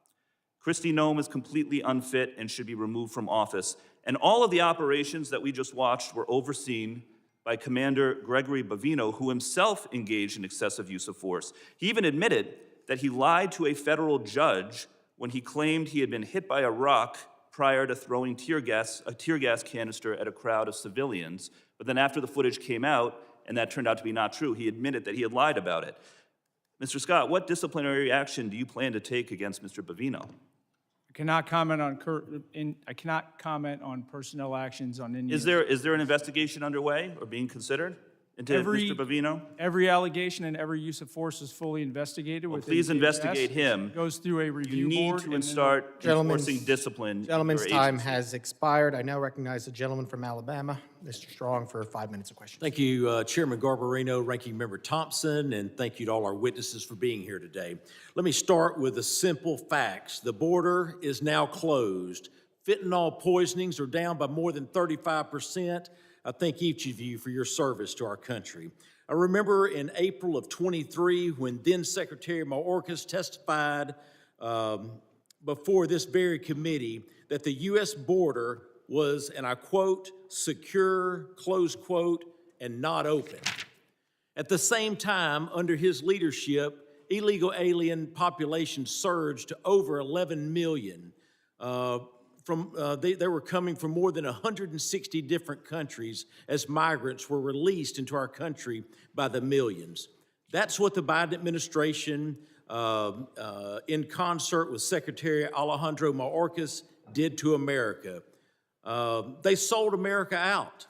The consequences of their failures were predictable. When the United States failed to enforce its border, the winners are not legal immigrants or American communities. It's the cartels, drug smugglers, human traffickers, and violent criminals. We didn't need new laws to stop this crisis. We needed a president willing to enforce the laws already on the books. President Trump did exactly that. Another promise made, another promise kept. And today, the number of illegal aliens being released into our country is zero. Zero. That's what it took a president to make the hard decisions. And America is better because of it. So my question is straightforward. Commissioner Scott, was Secretary Mayorkas telling the truth when he testified before this committee that the border was secure? Consistent with my prior testimony, no, he was not. As you stated earlier, the underlying immigration laws haven't fundamentally changed in decades. What has changed is how different administrations choose to enforce these laws, particularly during the previous administration. It was 100% orchestrated to allow illegal aliens to invade our country under the Biden administration. From an operational standpoint, how important is consistency and enforcement for deterrence and border control? It's extremely important, and we keep talking about immigration, but let me remind people, border security really is national security. The cartels use illegal immigration to literally overwhelm law enforcement at the border and bring in all kinds of other threats. It's the second wave that always is the most critical. The Interior Enforcement sent a message around the world that we're not going to just let you go. It took away the marketing ability of the cartels to get people to come to the border and overwhelm law enforcement. This all works together. It's critically important because it is national security. Thank you, Commissioner. The men and women of DHS deserve our respect and the ability to do their job effectively without mixed signals from Washington. I also want to be clear, I support the men and women who work every day to secure our borders and enforce federal immigration laws. But lately, we've seen growing strain on political rhetoric that goes beyond policy disagreement and targets the legitimacy of law enforcement itself. Rhetoric that puts a target on the backs of agents doing their jobs. Acting Director Lyons, we keep hearing calls from left-wing politicians to abolish ICE. Some, including many who should know better, have denounced federal law enforcement as secret police. How would you respond to these reckless attacks? Sir, I can speak from personal experience, having served multiple administrations that the men and women of ICE are out there every day doing the law as it's written. What are the consequences of not enforcing federal immigration laws? Sir, if you look at what ICE has done, if you look at the amount of, as I said earlier, the amount of known and suspected terrorists that we removed from the country, we arrested 1,477 this year and removed 1,480. Just that impact alone, along with the 7,800 gang members, makes a significant impact on public safety and national security. Thank you. Turning to you, Director Edlow, the U.S. Citizenship and Immigration Service plays a role in administering legal immigration and protecting the integrity of the system. When immigration enforcement is undermined or treated as illegitimate, how does that affect USCIS's ability to manage lawful pathways, prevent fraud, and maintain public confidence in the legal immigration process? It makes it absolutely impossible, Congressman, and that's why we've done everything we can to administer that system now and to not cut corners that were previously cut during the last administration. Thank you. Mr. Chairman, I yield back. The gentleman yields back. I now recognize the gentleman from New York, Mr. Goldman. 5 minutes of questions. Thank you, Mr. Chairman. Mr. Lyons, what guidance have you given to your agents about asking people walking on the streets of America to show proof of citizenship?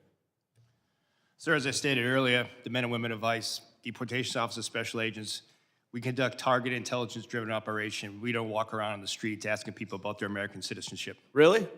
So all of those individual American citizens who have been randomly asked are lying. Is that what you're saying? Sir, if the men and women of ICE are conducting an investigation, whether it be for Title 8 immigration enforcement or Title 18 criminal enforcement, they'll ask someone their nationality. Right, but that's not targeted because they're asking all sorts of American citizens, including off-duty law enforcement. Now, have you directed at any point your agents under the Supreme Court's racial profiling ruling to only stop non-white people and those who look like immigrants to ask for their citizenship papers? No, sir, I haven't. Now, you are aware, of course, and there's well-documented, numerous well-documented instances of people, American citizens, being asked to show and prove their citizenship. Do you know what other regimes in the 20th century required similar proof of citizenship? Yes, sir. What? Sir, there was various nefarious regimes that did that. Is Nazi Germany one? Yes, but Is the Soviet Union one? I honestly, Sir, I'm asking the questions. Is the Soviet Union one? Yes, sir, but I totally, this is the wrong type of questioning you No, should be asking me. I'll tell you what the wrong type But of actually, thing sir, is. Sir, is it's the my Holocaust time. Museum Reclaiming is my down at 14th time, and sir. Independence. If you want to go see Reclaiming my Nazism, time, that's what Mr. it is. Chairman. It's not the men and women of ICE that are out there doing it every day. So to say that the men and women of ICE are Mr. Chairman, I'm reclaiming my time. I would like my wrong. time back, please. Please give me another 15 seconds because he was unnecessarily speaking. You said in your opening statement that references to ICE as the Gestapo or the secret police encourages threats against ICE agents. 100%. The problem is you have it backwards, sir. People are simply making valid observations about your tactics, which are un-American and outright fascist. So I have a simple suggestion. If you don't want to be called a fascist regime or secret police, then stop acting like one. But people are simply just observing what they are seeing. And that's why people are making those comments. Now, I was a prosecutor for 10 years, prosecuted mob bosses, organized crime, violent criminals, the actual worst of the worst. Not a single criminal law enforcement agent that I worked with wore a mask to conceal their identity. But your department, which is a civil law enforcement agency, is defending the use of masks by your agents because of a so-called rise in threats and assaults against your officer. Now, you said in your opening testimony that assaults against ICE officers are up by more than 1,400%, which is now even more than the 1,300% that your gaslighting spokesperson, Tricia from Ohio, has recently been citing. But here's the problem. There are two separate, very detailed, very thorough investigative reports based on your own data that both conclude that assaults against ICE officers are up about 25%, which is far less, of course, than you assert, and far less than you would expect from an agency that has more than doubled its hiring and has an even greater increase in arrests. Now, why is that a problem, Mr. Lyons? It's a problem because the explanation that your agents are wearing masks because of fear of assaults or doxing is outright bogus. You and your untrained, unqualified, unvetted, unidentified agents are intentionally terrorizing our cities and communities all over this country to avoid accountability for their excessive force and their lawless actions. That is why you're wearing masks, so no one can hold you accountable, and you know that the FBI is not going to, because notwithstanding all of the investigations all of you say are going on, the Department of Justice and the FBI has stated they are not investigating those two murders. This is not the America that I know and love. This is not the America my immigrants came to. And it's long past time that you rein in your out-of-control agency and start following the law and the Constitution, and I yield back. Gentleman's time has expired. I now recognize the gentleman from Arizona, Mr. Crane, for 5 minutes of questions. Thank you, Mr. Chairman. It's interesting being in this hearing today, where my Democrat colleagues continue to demonize ICE and Homeland Security. I think history and context are very important here. It's not lost on most of the American public that my Democrat colleagues actually caused this entire crisis with their open border policies that they all voted for, letting in close to 15 million illegal aliens. I also want to go through real quick some numbers of ICE deportations with other presidents who I believe both you, Mr. Scott, and you, Mr. Lyons, have worked for. Under President Clinton, 12 million illegal aliens were deported and removed from this country, some voluntary, some departures. Key, no riots. Under President Bush, 2 million, no riots. Obama, who was often referred to as the deporter-in-chief, 5 million, including returns, no riots. President Trump in his first term, 2 million deported, no riots. President Biden, 4 million, including expulsions, varying by estimates, no riots. President Trump again this year, 625,000 with 2 million voluntary leaving through CBP Home App. Mr. Scott, can you explain why these other presidents that you work for, both Democrat and Republican, have deported far more people than this president and we've seen no riots? I would say it has a lot to do about rhetoric and misleading the American public about what's really going on and how important border security really is to this nation. Let's talk also about my Democrat colleagues and something they also supported, and that's these sanctuary cities. I think that's very important, and I don't think a lot of Americans really understand these sanctuary cities. Mr. Scott, Mr. Lyons, is it true that you would rather send your officers into a jail to get some of these illegal alien criminals? Is it safer for your agents and also the illegal alien criminal if your officers are able to go into a jail instead of having to go out and find them on the street? Mr. Lyons, I'll start with you. Yes, sir, it would be. You wouldn't see the amount of law enforcement officers involved in immigration operations. Right. How about you, Mr. Scott? I 100% agree with the director, and just as importantly, it would allow me to put more agents back on the border to prevent people from getting in here in the first place. Let's also talk about these riots.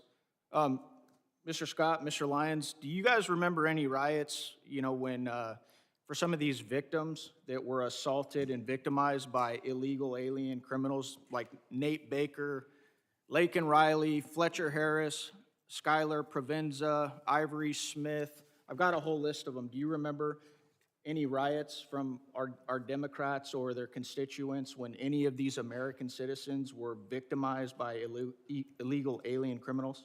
No, sir. No, sir. Why do you think that is? Because that's the question that I get asked all the time.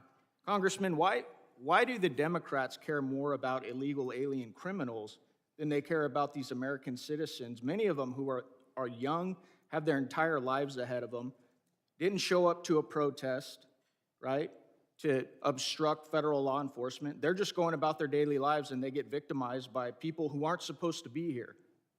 Why do you think they don't care about American citizens?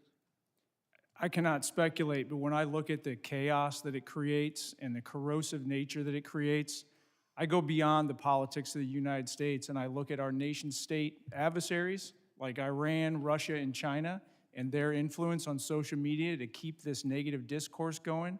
And I think this is a much bigger issue than we're actually admitting that it is in here. I want to tie this together to something that's very pertinent that's going to happen this week here in Congress, where the American people are going to see the bookend of what's going on. We are going to attempt to pass the Save America Act, okay? Which requires documentary proof of U.S. citizenship to register to vote. It imposes photo ID requirements to vote, and it penalizes officials who do not enforce these requirements. And you won't see most of these folks over here on the other side that are demonizing you guys right now. You will not see them support it. So they let millions and millions of illegal aliens into the country. They set up these sanctuary cities so you can't go enforce these federal laws that are on the books that Congress has passed. And now they won't vote to stop these illegals from voting in our elections. If the American people don't understand what this whole thing is about, it's about one word, and it always has been, and that is power. They want power, and they need these illegals to vote in our elections. That's why they don't care about the fraud either, because they need those votes as well. Thank you. I yield back. Gentleman yields back. I now recognize the gentlelady from Illinois, Ms. Ramirez, for 5 minutes of questions. Thank you, Chairman. My mother, a Guatemalan immigrant and an American, taught me that I have the responsibility to look evil in the eye and to fight it back. Mr. Lyons, Mr. Scott, Mr. Edlow, you have used your power to perpetrate great evil.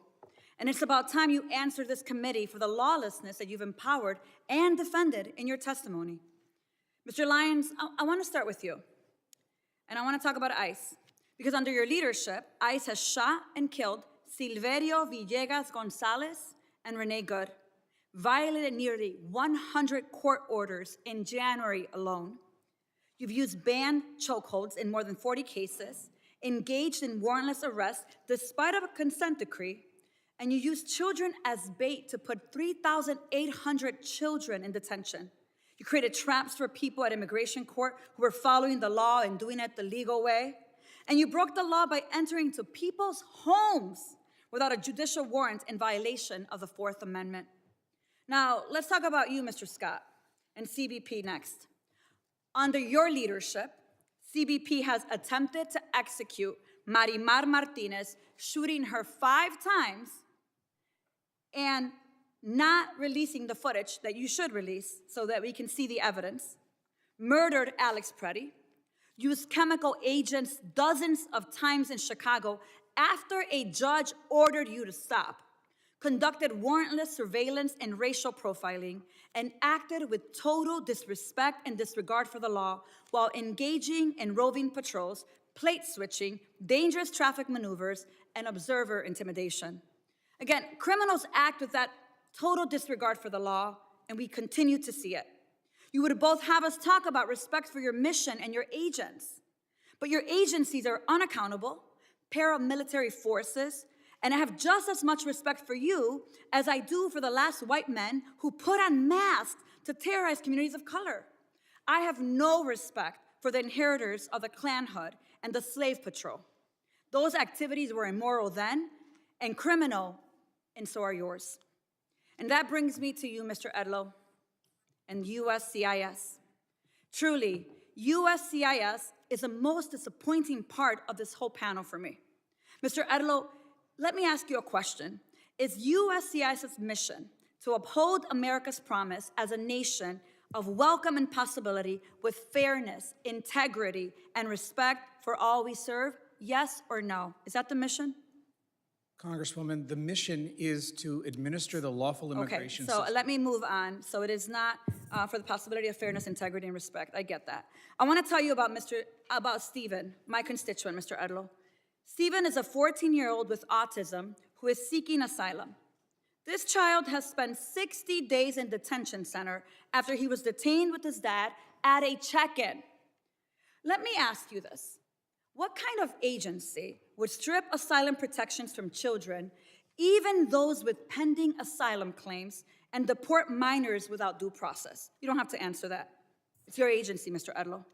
You are doing that to Stephen, my constituent, an 8th grader. You have abandoned the mission and allowed USCIS to become a tool in DHS's abusive enforcement apparatus, Mr. Edlow. It is shameful to see what USCIS has become. As I've said before, DHS, ICE, and CBP, they're not really rogue. Congress designed DHS to violate our rights under the pretense of securing our safety. I'm gonna say it loud and clear, and I'm proud to stand by what I say. DHS cannot be reformed. It must be dismantled and something new must take its place. Because if we let DHS persist, it will continue to be a weapon that can be pointed at anyone the government considers the public enemy. And let me tell you, fascism always requires a public enemy. But the power of the people is stronger than the weapons they would wield against us. So Mr. Lyons, Mr. Scott, Mr. Edlow, you have weaponized the government. You have supported a fascist enterprise at the expense of our constitutional rights. You have violated the law. But let me remind you, you will not always be in power. One day, you will be held accountable for your role in this dark moment in America, in our nation's history. I guarantee it. And with that, Mr. Chairman, I yield back. Gentlelady yields back. As I said, the issues we're debating here are important, ones that members feel deeply about. While vigorous disagreement is part of the legislative process, members are reminded that we must adhere to established standards of decorum and debate. Witnesses are here today voluntarily, and I will continue to remind members that while oversight is important, aggressively attacking witnesses personally is inappropriate and not in keeping with the best traditions of our committee. And I now recognize the gentleman from Oklahoma, Mr. Burkeen, for 5 minutes of questions. Thank you, Mr. Chairman. Thank you to the witnesses. I want to start with a display over my shoulders. And this is something that is not specific only to Oklahoma. This is something that every member of this committee, if you will go to the DHS website, every constituent of every member of Congress, if you're curious of really the dark days, I want you to go to the DHS website and I want you to look at those not far from where you live, moms and dads, the arrest of illegal aliens who were preying on minors. Just because of a really intentional act by Kate Bryan on my staff to go a couple of weeks ago and look just in eastern Oklahoma, on the right side of me here. Just in eastern Oklahoma, I represent almost all the entirety of eastern Oklahoma. These are just the individuals, heinous acts, to include those with children. And yet I want to read you in a wider, to my left over here, what is happening in the state of Oklahoma. This person was picked up. Angel Nick, sexual exploitation of a minor. Renton Andrew, molestation of a minor. Chan Truding, child fondling. Feliciano Garcia, enticement of a minor. Caetano Lopez, statutory rape. Erasmo Avila, rape and lewd acts with a minor. So for everyone who is in short-term memory, it's the way things operate in the court of public opinion, everyone is looking and you're forgetting the conversations you were having 2 and 3 years ago. If you had teenage kiddos wanting to go outside of your home and you knew that they were going to go to Dallas, Texas, or some city, and you knew that you had to have a conversation with them with what was happening, the 15 million you knew were in the country illegally, that you had no idea what they would be doing, who would they be preying upon. And moms and dads, don't you feel just a little bit safer if we're going to be gut level honest? That's the realization of what the generational opportunity this administration has afforded this country. It's the ability to feel safe over the madness of opening the border for that 4-year period that allowed 15 million people. You don't know where they came from. You don't know their background. You don't know their history. And this that is occurring right now is designed to make sure we have law and order in this country. If you do not have law and order, you don't have prosperity. So to all those who are second-guessing the reactionary moments, to the law enforcement who have to respond in real time, the quarterback who's questioned Monday morning because he's facing the 300-pound defensive lineman, it's easy to do that. But law enforcement walks out of their home every day and is faced with life or death questions. And we have to understand they are the ones who are affording us the opportunity for our children to feel safe against these that are in your backyard. It's not just in the north. It's not just in Minneapolis. It's not just in Minnesota. They're in every state in the country. Go to the Department of Homeland Security website and Google your area and look at who's being picked up in your backyard. That's how we recenter this conversation to truth. I want your children protected. I am grateful for this president who wants your children protected and an administration. The same playbook is happening now to create chaos and take the eye off the real goal, which is to secure our communities, to get back to a place of safety. Mr. Lyons, can you describe, because of not allowing these people to stay in jails, these sanctuary cities are letting them go, thousands released from jail because they will not cooperate with ICE. And when ICE tries to execute a detainer, ask them to hold a criminal illegal alien for potential deportation, how is this compared with other non-sanctuary city regions in the country? Sir, it's night and day. With the jurisdictions that we do have cooperation, we're able to take that individual in a safe, secure environment. Not only is it a safe, secure environment for the officers and agents, but it's also for the individual and the community, because we only need 1 to 2 officers to make that arrest, where now we're historically 5 or 6, we need up to 15. From what you've seen in terms of protests in Minnesota and elsewhere, do you get the sense these agitators are trying to provoke your agents into reactions? Yes, sir. Can you expound upon that? We've seen multiple times, and unfortunately, we saw like the shooting in Dallas, where agitated groups use apps to identify the location of ICE officers, sometimes prior to even the law enforcement action begins, and sometimes using those apps put the officers, and as well as other federal agencies and local agencies with them, in danger because it exposes the fact of where a law enforcement operation is happening. Mr. Scott, can you describe how the 300,000 children, the UACs, unaccompanied minors, that we're trying to find them, how these protests are stopping us from being able to recover those? Gentleman will respond in writing to that question. I now recognize the gentleman from New York, Mr. Kennedy, for 5 minutes. Thank you. Mr. Lyons, your written testimony today does not make one single mention of Renee Nicole Good or Alex Preddy. Not one. 2 American citizens have been murdered at the hands of your agency, and you have deliberately chosen under oath before Congress to ignore these tragedies. And so today, in my 5 minutes, I look forward to getting the American people some answers and some accountability that I believe they deserve. Mr. Lyons, I have some simple yes or no questions. Do you believe the U.S. Constitution provides due process for everyone in this country? Yes. Do you believe American citizens have the right to protest freely without being assaulted or killed by our government?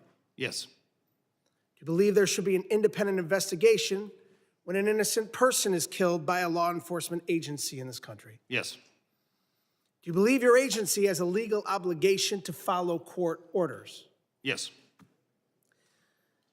Well, Mr. Lyons, you have a very strange way of showing it, with a federal judge finding that your agency is in violation of 96 orders in 1 month alone, and that's just Minneapolis, Minnesota.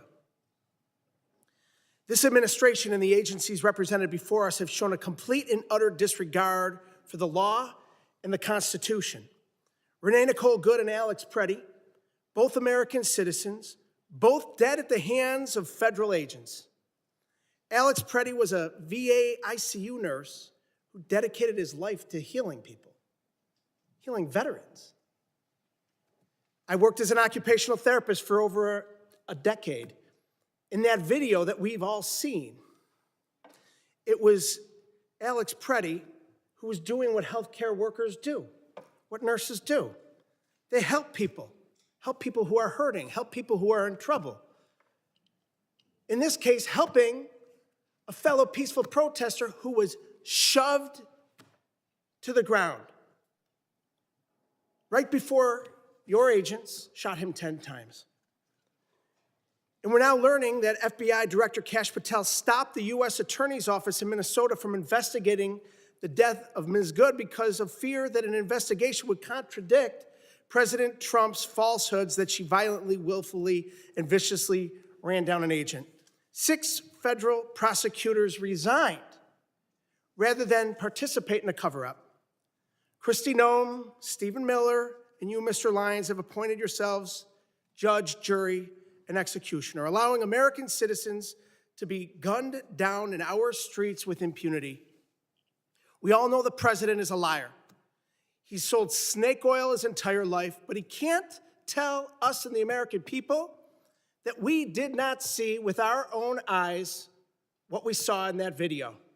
2 Americans shot dead in cold blood. The American people aren't stupid like he thinks we are. The fact that our government murders American citizens, lies about it, and then refuses to investigate or seek justice is beyond abhorrent. It's un-American. Mr. Lyons, in America, we shouldn't have secret police. We shouldn't have masked government agents executing citizens in the streets. The Constitution does not give your agency the right to hide their faces while they kill Americans. Will you commit, yes or no, to immediately unmasking every agent conducting immigration enforcement and requiring them to wear standard uniforms with identifiable badges? No. Well, that's a sad response. Your answer is completely unacceptable. People who are proud of what they do aren't hiding their identity. We're a nation of laws, and you, your boss, Secretary Noem, and Donald Trump are not above the law. The American people are angry, and they're demanding accountability and justice from those giving the orders. Mr. Lyons, yes or no, do you believe that Secretary Noem should resign? I'm not going to comment on that, sir. So you're going to look the families of Renee Nicole Good and Alex Preddy in the eye and tell them Secretary Noem should keep her job after their loved ones were killed? Sir, the loss of any life is unacceptable. In the heart, my heart, prayers and thoughts go out to anyone who tragically losing his life, especially a child, since I've suffered personal loss in my life. But I'm not going to comment on an ongoing investigation. Well, Mr. Lyons, the American people are watching. Your unwillingness to demand accountability from your own leadership speaks volumes. 2 American citizens Gentleman's are dead. time is expired. The American people deserve Gentleman's accountability. time is expired. Members are reminded that we must adhere to established standards of decorum in debate. It is a clear violation of the rules of the House to make statements that might be personally offensive to the President or the Vice President of the United States.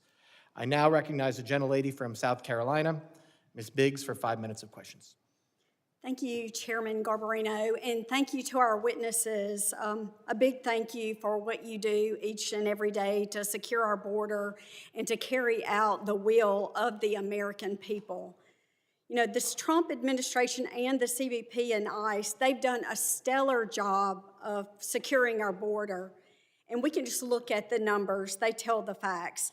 Crossings are down from a high of over 300,000 a month under President Biden to around 10,000 a month under President Trump.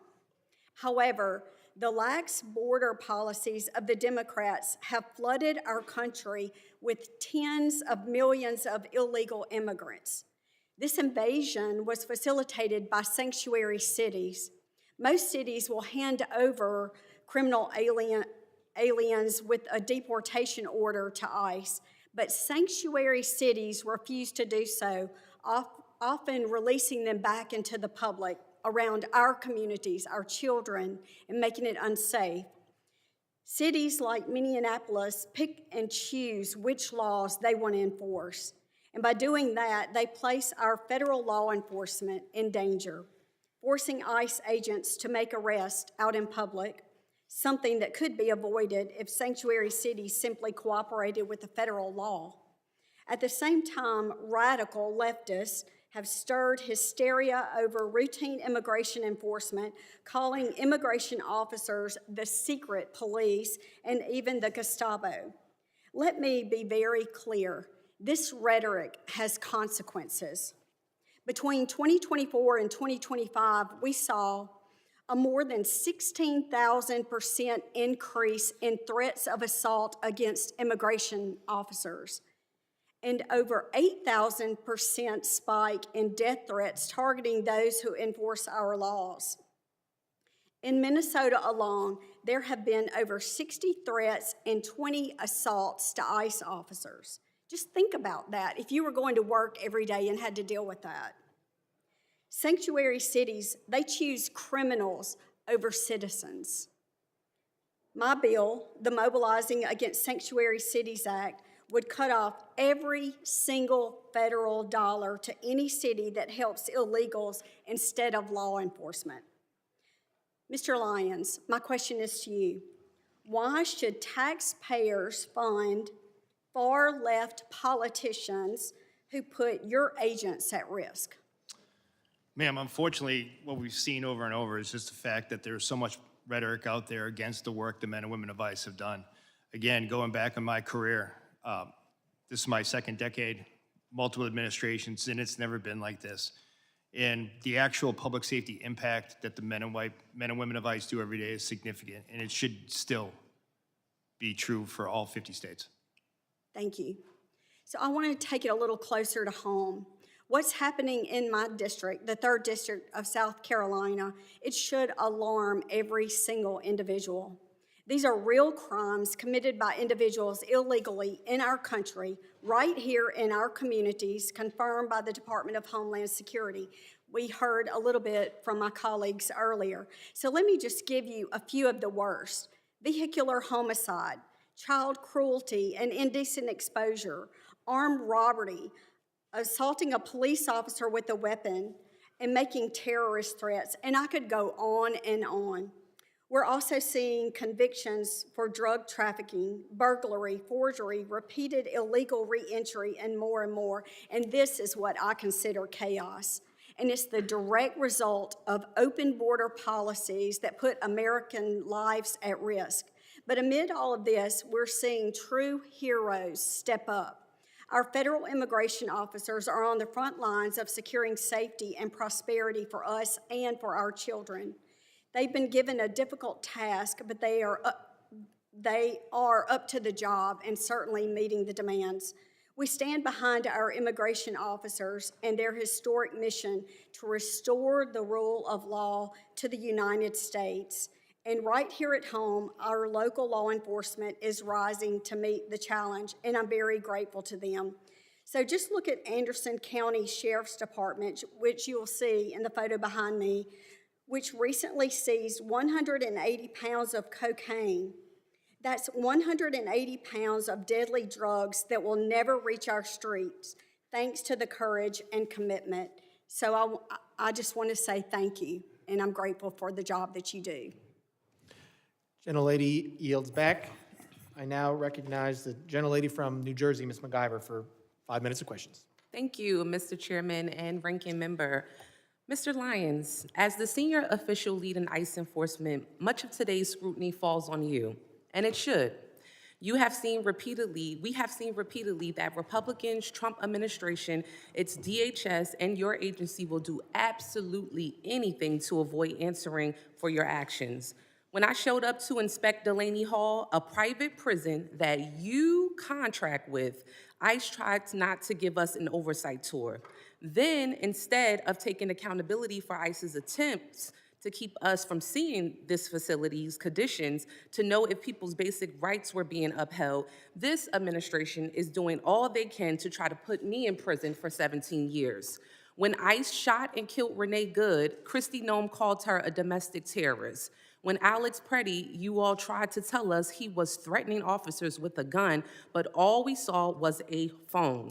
This administration's clear lies fell apart, not because someone had a come to Jesus moment, but because we saw these murders from every angle.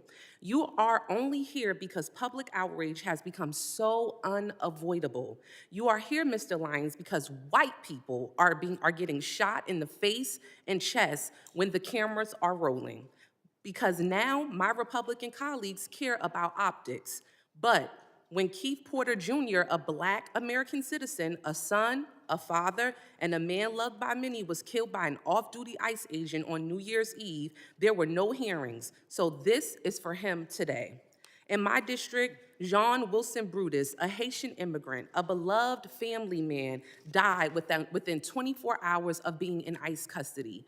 He is just one of more than 30 people who have died in ICE custody last year. This is for all of them.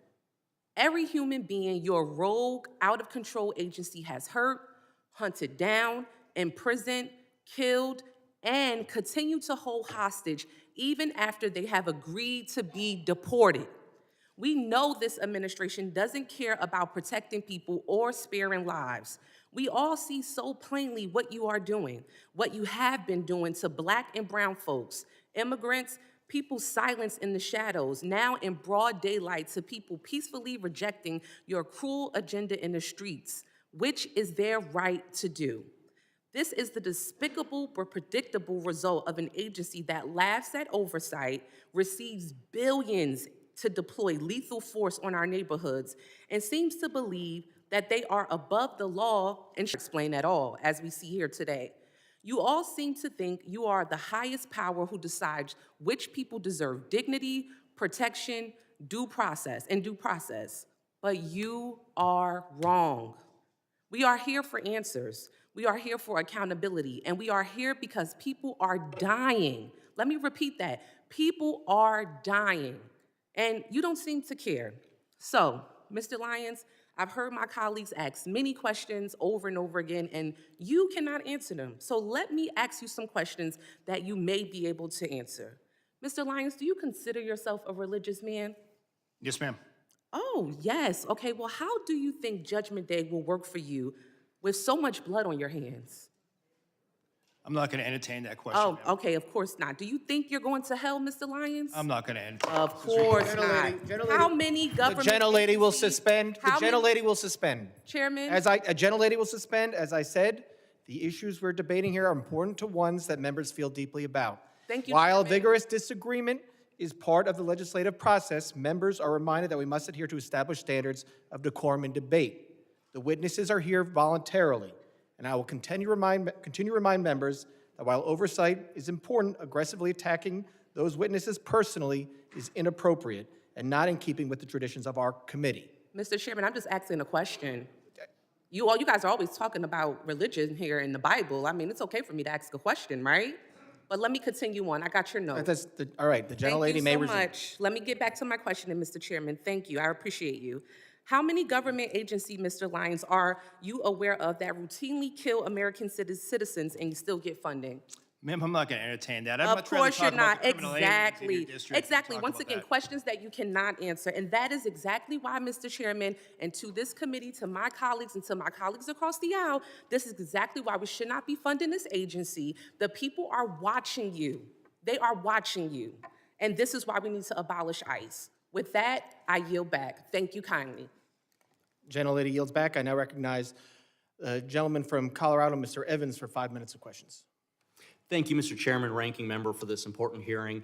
This past year has been historic for national security thanks to the joint work between the agencies present today and our Republican colleagues.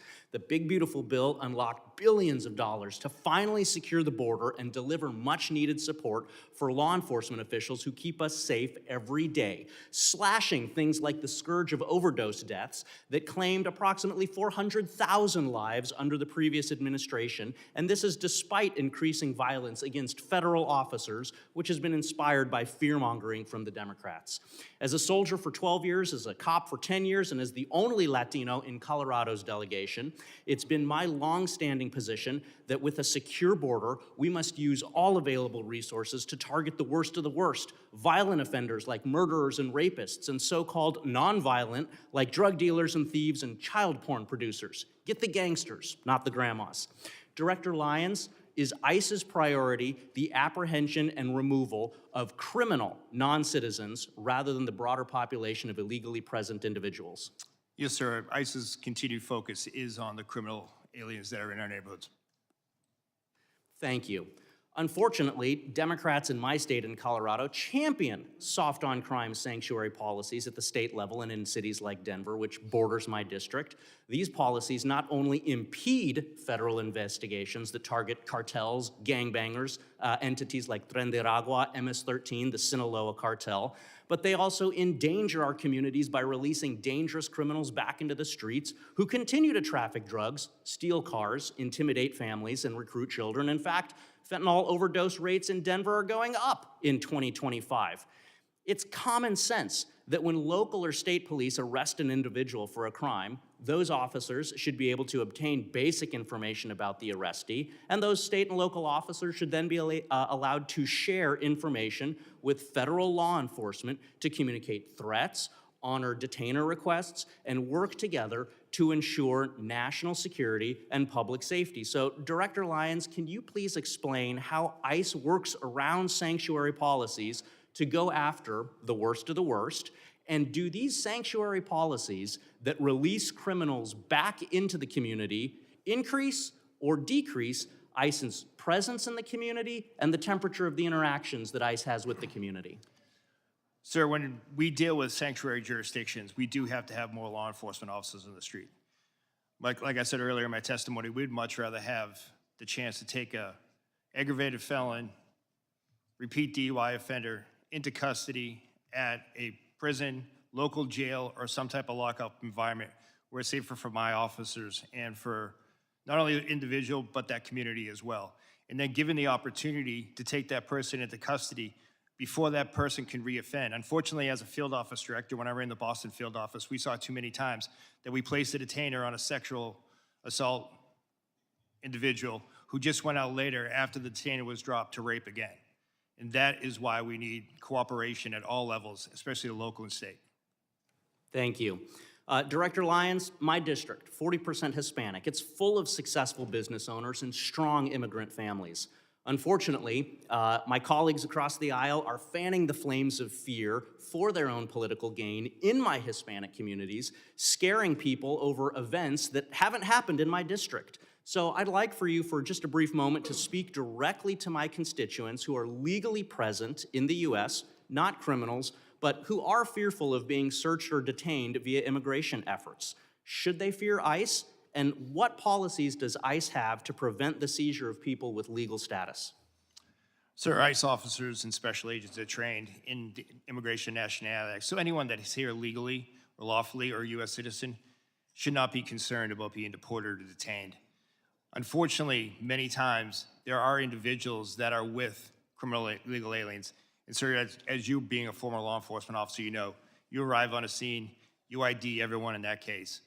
If we're looking for an individual and someone is here present in the country legally, then we're going to take action. We're not going to turn a blind eye no more. But someone that's in the country lawfully should not feel scared to walk down the street, drive. Thank you. Sorry, I got 23 seconds left. I have one thing that I want to ask. As a cop, if I had an arrest warrant, there's a difference between arrest warrants and search warrants. If I had an arrest warrant for an individual and I thought they were in the house, or if I was assisting social services with a child removal, I still had to have an arrest warrant to go in the house. So I have many questions about the memo saying that you don't need a warrant to go into the house. Will you commit with me at a later date to discuss this? 100%, sir. I would look forward to sitting down and discussing that. Yield back. Gentleman yields back. I now recognize the gentlelady from Texas, Ms. Johnson, for 5 minutes of questions. Thank you, Mr. Chairman. I would like to, Mr. Lyons, I wanted to just follow up on a statement that you just made, which is that if you're here legally and lawfully, you should not worry. I think the problem is there are many, many immigrants that are here legally and lawfully that are very worried because they have been snatched off the streets. They have had their face beat in by ICE agents. They've been yanked out of their car. They've been driven around and harassed. And so that is, I think, at the end of the day, the key nut of the crux here, which is that, unfortunately, there is not just this focus on criminals and that people who are here in legal status. And for example, I have an example of this that I'd like to highlight for you. Back in October, Maher Tarabishi, a North Texas resident who was allowed to be in this country legally and was under a supervision order to check in on an annual basis since 2008, and did that because he had an adult disabled son. And so he was here working as an IT consultant and was here in the legal process to take care of his adult legal son. He went to check into his appointment. It so happened to be at the time that the Dallas ICE office was closed due to the shooting. And so he was not able to check in. When he went back to check in, he was immediately snatched up and detained because he missed his appointment. That was unavoidable because the office was closed. He told everyone here was he in legal status. He had been here since 2008. And he had an adult disabled son that would likely pass away if he was not released. He was not released. His son died. And then to complicate it, he was not allowed to go and attend the funeral. And he's still in detention in the Bluebonnet facility in Texas. He is not a criminal. He has no criminal history. He was here legally. That is an unacceptable outcome. And I would like to know if you are willing to review his case and help us get his release, because he should not be in the Bluebonnet detention facility under these facts. Yes, ma'am. I'm committed to reviewing that case for you. I appreciate that. The other issue that I am really very concerned about is these warrantless entries into people's homes. It is a problem that is of epic proportion. There was just recently, yesterday, circulation, a Latino family, ICE just broke into their home without a warrant. And there was an example where they arrested a man in his pajamas who had every right to be here as a U.S. citizen, but wrongfully snatched out in the freezing cold without a warrant to do so. The problem that we're having, nobody wants to see attacks on ICE agents, sir. But this is something I have brought up in this committee time and time again, which is, unfortunately, under your leadership and under Secretary Noem's leadership, this rogue brutality that ICE agents are inflicting upon the people of this country is not being reined in. It's not being, the agents who are abusing their power are not being held accountable. I'm sure that there are many, many fine agents who are doing everything they can to exercise their duty lawfully. But the problem is there are agents who are not. And the power that they have has gone to their head, and they use that power unconstitutionally in violation of many people's direct constitutional rights. And what you're seeing in this country is the fact that your agency, it's not stopping. And rather than saying, yes, we're going to take steps to keep these people who are abusing their power and who are terrorizing citizens of this country wrongfully, that we're going to hold them accountable, rather than well, that's what we want to see. You're doubling down on that we're only going after criminals, which is in your own comments. You said that you had 397, I think that's right, 379,000 arrests, but only 8,700 of them were suspected gang members or known suspected terrorists. That's 2%. And the problem is we can't terrorize 98% of the people in this country that have been wrongfully detained for 2%. That's not how the system works, and that is not okay. And so we have to do a better job. And so what procedures are you putting in place to hold agents accountable who clearly have a hot trigger and who clearly abuse their authority because someone has a phone and a whistle? Ma'am, ICE does have the Office of Professional Responsibility. It's a robust internal investigation agency that does investigate allegations of special agent or deportation officer misconduct. And we do take everyone seriously, and we do investigate those. Well, those are not being publicly reported. And so that's where there's a huge breach of the public trust, because there does not appear to be any accountability, sir. Thank you, and I'll yield back. Gentlelady yields back. I now recognize the gentleman from Pennsylvania, Mr. McKenzie, for 5 minutes of questions. Thank you, Mr. Chairman, and I appreciate all of our testifiers being here today. Before I begin, I would like to thank all of our members of law enforcement across the country who work every day to keep our communities safe, and also to their families that sacrifice. We know that it's a challenging job, and the environment is made particularly challenging by those who want to oppose our law enforcement from carrying out their lawful duties to keep everybody in our country and our communities safe. As was discussed earlier, there are a couple areas, though, where I think it's appropriate to discuss potential reforms and the way that we can improve our government operations. DHS guidance indicates that ICE does not arrest or detain U.S. citizens. On the other hand, social media is full of reports and accusations that this is occurring. As you know, any accusation that an American citizen's rights are violated is very serious. Can you clarify, Mr. Lyons, whether this is something that it occurs, and what are the circumstances where a U.S. citizen might be detained, and what steps does ICE take to prevent mistakes? Yes, sir. I appreciate the question. Well, unfortunately, there's a misnomer that ICE is just a civil enforcement agency, and that's completely wrong. ICE enforces over 400 criminal statutes as well. Special agents, especially with the Homeland Security investigations, They're consistently out there doing human trafficking cases, drug cases, terrorism cases. And we do encounter U.S. citizens, and those who do commit federal crimes are arrested. But under Title VIII, no U.S. citizen is subject to civil immigration enforcement, and that just doesn't happen. There are multiple safeguards in that way, and if a U.S. citizen is detained in the course of an immigration investigation, they're quickly released. We don't take action on American citizens. If it does occur where a U.S. citizen is detained during the course of another investigation, how is that documented and conveyed to the public about the fact that this did occur and what the circumstances around that were? So, sir, if you say it's a separate investigation, if it comes to a criminal case, obviously a lot of those are under seal or ongoing investigations. We won't expose that. But we're transparent in the case when it comes to any U.S. citizens that's detained in any law enforcement operations that's subsequently arrested. I appreciate that. I think greater transparency could be beneficial for both the American public and everybody involved here if we clearly articulate what occurred in many of these instances. I've seen it myself when I'm looking into local issues in our community. There are oftentimes two sides to the story, and when it is actually conveyed what did occur and why it occurred, there's a greater understanding in our local community of the law enforcement activities that occurred. The second thing I would like to hit on is jurisdictions, which are sometimes referred to sanctuary cities. Not a clear definition, as we all know, but local authorities in our community. We have Northampton County, which does not honor ICE detainer requests for 48 hours and properly convey to ICE and law enforcement about the release of that individual, when that may occur, or even during that detainer period, allow ICE to come onto their property to make an arrest in a secure facility. Obviously, that leaves our community in a vulnerable position.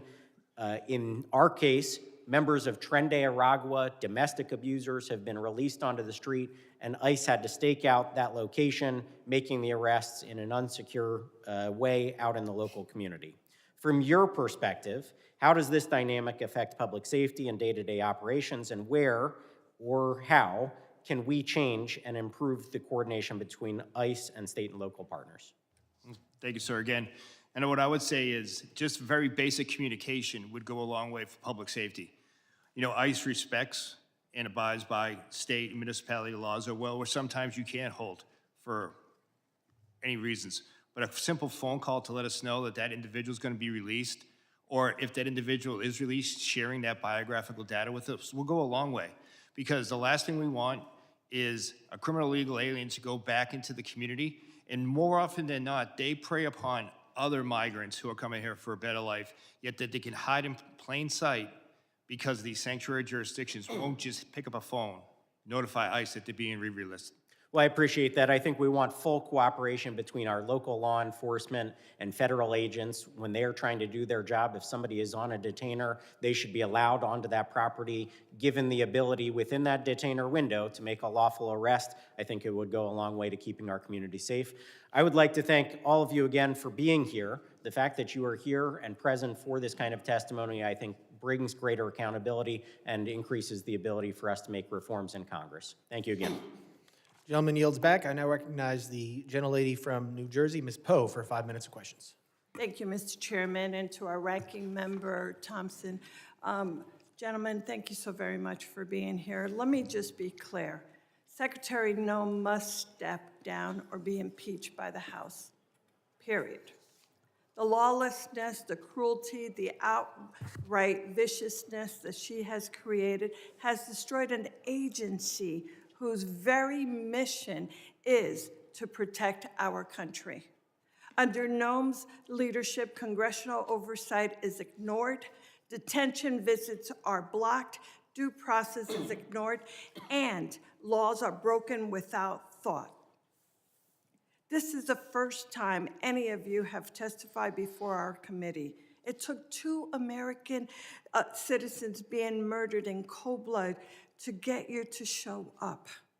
ICE raids schools, churches, and hospitals. And let's not forget 5-year-old Liam Ramos. You used him as a bait and then detained him despite his father legally seeking asylum.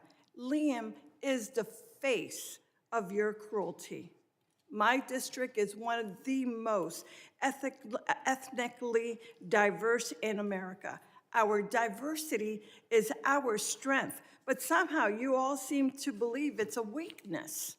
Last fall, the Supreme Court greenlit ICE's ability to yank people off the street based on one thing, such as, quote, the type of work one does, speaking Spanish or speaking with an accent, and their apparent race or ethnicity. Mr. Lyons, I speak Spanish. If I wasn't wearing my member pin, would me being a Latina or speaking Spanish be enough for ICE agents to harass me or shove me into one of your unmarked cars? No, ma'am. I speak for all of us when I say that I think we know the real answer to this. These are the realities traumatizing my constituents. We know that ICE is transferring New Jersey detainees to other states like Texas, ripping them from their families and leaving them unable to challenge their detention. Mr. ICE, yes or no? I'm sorry, Mr. Lyons. Yes or no? Ma'am, I'm sorry. Will you provide us with a list of people ICE has transferred from New Jersey to other states so that I can inform their families where they are? Yes, ma'am. These are people like my constituent, Lee Cordilla, whose ICE shipped to Texas and continues to detain despite two judicial orders compelling her release. Over the weekend, Lee Cow was hospitalized for 72 hours while her family had no idea where she was at, nor the status of her condition. Mr. Lyons, would you be willing to look into this to make sure to release my constituent? Why have we failed? Why have you failed to inform her family where she was sent and the status of her condition? When will she be freed? Yes, ma'am, you have my commitment that I'll look into that. Thank you. Now soon, Mr. Lyons and all of you, my district will host the World Cup matches and hundreds of thousands of visitors will come. Visitors' confidence is plummeting and jeopardizing the World Cup. Mr. Lyon, will you commit to ensure that pausing its operations and raise at FIFA matches and other FIFA-sanctioned public events? Ma'am, ICE, specifically Homeland Security Investigations, is a key part of the overall security apparatus for the World Cup. We're dedicated to securing that operation, and we're dedicated to the security of all our participants as well as visitors. You realize that if they feel that they're going to be wrongfully incarcerated or wrongfully pulled out, that's going to hurt this entire process. I hope you realize that. Yes, ma'am, and ICE is dedicated to ensuring that everyone that visits their facilities will have a safe and secure event. Without these assurances, our local communities and national reputations will indeed be suffered. Thank you, Mr. Chairman. I yield back. Gentlelady yields back. I now recognize the gentleman from North Carolina, Mr. Knott, for 5 minutes of questions. Thank you, Mr. Chairman. Using the trope, diversity is our strength as an excuse for lawlessness is unbelievably naive and dangerous. Nobody in this room would say that diversity is a bad thing. Lawlessness is a bad thing. Law and order is much more of our strength than open-bordered policies that welcomes anybody with no vetting. And when you get down to the nuts and bolts of this issue, we would not be having this hearing if the Democrats attacked illegal immigration with the same vigor that they're attacking law enforcement and the men at this table. That's a fact. And it's worth noting that the dishonesty in framing these issues has been unbelievably obvious, it's been consistent, and just as an anecdote, Mr. Lyons, was Liam used as bait by your agency? No, sir. Actually, law enforcement officers took care of the child after the father abandoned him at a... Walk us through what that means. So, sir, the individual that was driving that vehicle with Liam was in fled from the scene from the officers. Officers He was obviously upset. We comforted him. The officers actually placed him in one of our vehicles, played his favorite song, favorite music. Then they took him to McDonald's. You all got him McDonald's. So you all did not abduct him. You did not use him as bait. Any characterization of that is a lie. And it has been repeated over and over by the Democrats to frame your agency. You know, it's worth noting again that the Democrats fought to prevent any vetting of 20 million illegal immigrants into this country over the last 4 years. They attack agents rather than those who are assaulting agents today. They continually misframe what's happening in the ground. They continually malign the law enforcement officers who are providing legal structure to otherwise lawless landscapes in this country. And it's worth noting that there have been roughly 2 million people in the country who have been removed in the last year, some voluntarily, and then some by forced deportations. We've heard roughly about 25 cases of alleged abuse. Some of them, as I just pointed out, are dishonestly framed. But let's do a favor to the Democratic side. Let's increase that number by 1,000 times. 25,000 cases of alleged abuse or improper protocols. We are still operating at roughly 99% proficiency. Given the scale of the problem, the scale of the solution that you all are operating under, your agents are doing a remarkable job, and I thank you. But one issue that I want to talk about is this idea of sanctuary policies. Sanctuary policies is not just a passive relinquishing effort. It's an active obstruction. Isn't that true, Mr. Lyons? Yes, sir. And what I mean by that is, when I say it's an active, to be specific, there are sanctuary states and cities that will release violent criminals rather than handing them over to pursuing federal law enforcement. Isn't that correct? That is correct, sir. I left the hearing a few moments ago just to find a quick example. Here's one right behind me. Just 30 hours ago, an illegal alien arrested for stabbing an American in the back. He was charged with attempted murder. He pled to a lesser offense. The feds wanted him, sought a detainer, and then rather than hold him for your agent's pickup, he was released back into the streets of Maryland. That is not an unusual action from local hostile law enforcement, is it, Mr. Lyons? No, sir, that's what we face every day. So we've heard the Democrats complain that we're not getting the worst of the worst, but their sanctuary jurisdictions that control roughly 40% of this country's population will actively release sex predators, drug dealers, violent offenders, rather than hand them over to you for deportation. And these are people who are already in custody. Am I correct, Mr. Lyons? Yes, sir. The individuals were already deemed a public safety threat by local or state law enforcement. And then when they get a federal detainer, they will release them on the street rather than turn them over for deportation. Yes, sir. It's disgusting. Mr. Scott, I want to talk to you briefly. I'm running out of time. How many cities does your agency operate in? We operate nationwide. Why is it that there is so much tension in Minneapolis, St. Paul right now?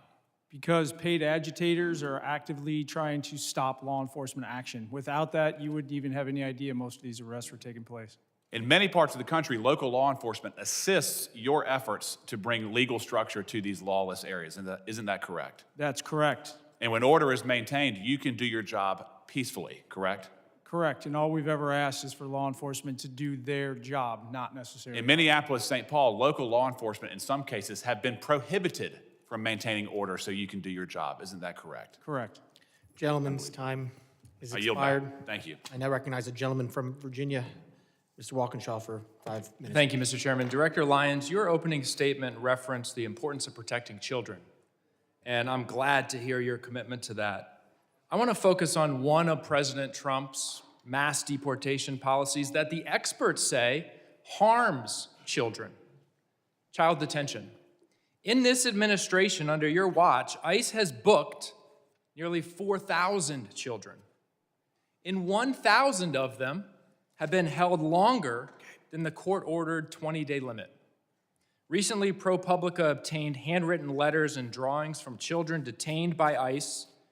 These are letters from children describing what it feels like and what it does to them when the government locks them up. This is Ariana. She's 14 years old, detained for 45 days. Since I got to this center, all I feel is sadness and mostly depression. This is Mia, 7 years old. I don't want to be in this place. I want to go to my school. This is Scarlett, 17 years old. I feel very bored and overwhelmed because I am locked up. This is Gabby, 14 years old. I feel so much sadness and depression of not being able to leave. This is Maria, 9 years old. Me and Dilly am not happy. Please get me out of here. This is a 12-year-old going to the doctor, and the only thing they tell me is drink more water. The water here is what makes people sick. And this one got me, Mr. Lyons, because this is a 5-year-old, Luis Annie. My son's 5. He can't write many words, but he can communicate through drawings like this. This is a picture of Luis Annie's family. And you might be able to see that none of the faces are smiling. Child detention is not required by law. You know that. It's not the only option available, and it's not effective. We know that community-based alternatives can ensure compliance with proceedings without traumatizing these children. Yet, you continue to detain and hold children for weeks or months, depriving them of school, stability, leaving them afraid, sick, and confused. And one of the key reasons for your mass detention, including the detention of Liam and his father, is to pressure people to give up their legal opportunities and pathways to remaining in the United States. Liam's father was following the rules, following the legal process with a valid claim. Let me be clear. No child, not Liam Ramos, not Gabby, or any of these children should be used as pawns in Stephen Miller's sick and twisted Great Replacement agenda. Mr. Lyons, in 2025, the British Journal of Psychiatry analyzed all of the data on the impact of immigration detention on children's health. Have you read that study and analysis? No, sir, I haven't. You're the director of you are not familiar with that literature. No, sir. You could tell me, I'm sure, chapter and verse on the tactics and the equipment that your agents use, military-style equipment across the country in American cities, but you don't know anything about the literature of the impacts of your policies on children. You haven't read it. No, sir. The Flores Agreement, I'm sure you know that, sets a 20-day limit on detaining children. You and the Trump administration are trying to terminate that agreement. How long would you like to hold children? 20 days, 40 days, 60 days, 100 days? What's the right number, Mr. Lyons? So we wouldn't like to hold any children. We would like to remove that family unit together safely and humanely and as quickly as possible. Thank you. Since you haven't read the literature, let me tell you what it says. Detention harms children. No period. No period. Not 20, 40, 75 days that you're holding children can be deemed safe. All detention of children has adverse impacts and is profoundly detrimental. Your policies are profoundly detrimental to children. I yield back. Gentleman yields back. I now recognize the gentleman from California, Mr. Fong, for 5 minutes of questions. Thank you, Mr. Chairman. Thank you all for those who are here testifying. I want to thank you to you and your teams and your personnel for what you do. Commissioner Scott, you mentioned in your testimony, national security cannot exist without effective border security. Couldn't agree more. Everyone on your teams are doing tremendous work under difficult conditions, and I want to thank you all. I do want to ask and dive in a little deeper as a Californian on the dangers and the consequences of these sanctuary policies. Director Lyons, I was in the state legislature in 2017 when sanctuary state policies were put in California. I opposed SB 54 because at the time, and everything has proven to be true, it was outlined that the impact on ICE and Border Patrol agents was that there would be reduced information and access. Agents would be conducting higher risk enforcement operations, and that there would be operational constraints when it comes to limiting cooperation between state and local law enforcement. I wanted to get your perspective, Director Lyons, and I'll go to you, Commissioner Scott, as well. Can you give specifics on how these sanctuary state policies impact your operations in real time compared to non-sanctuary operations? Well, sir, for ICE, what I would I'll refer back to what we talked about earlier in my testimony, the fact that when state or local or county agencies don't cooperate with Immigration and Customs Enforcement, it forces us to go back out to the community, which we don't want to do. It also increases the number of assets we have to put towards that arrest. Like I said earlier, I would much rather send 1 or 2 agents or officers to make that arrest in a safe, secure location rather than being out in the street. It's safer for everyone involved. And before I go to you, Commissioner Scott, and answer, I just want to let everyone know, in California, and I think it was just reported a couple days ago, there were currently 33,179 illegal aliens in the custody of California jurisdictions with active detainers. The crimes of these aliens include 399 homicides, 3,313 assaults, 3,171 burglaries, 1,011 robberies, 8,380 dangerous drug offenses, 1,984 weapon offenses, and 1,293 sexual predatory offenses. These are the real-world consequences, isn't that right, Commissioner Scott? When we don't have cooperation, they're released into the community?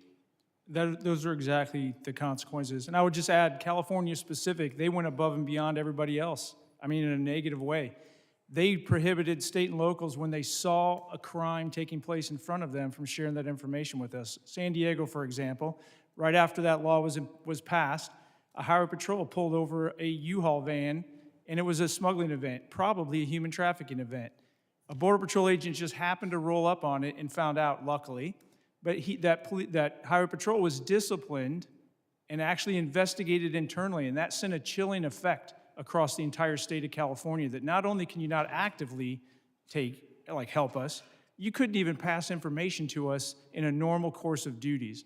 Border security law enforcement's a team sport. We need to be working together, not against each other.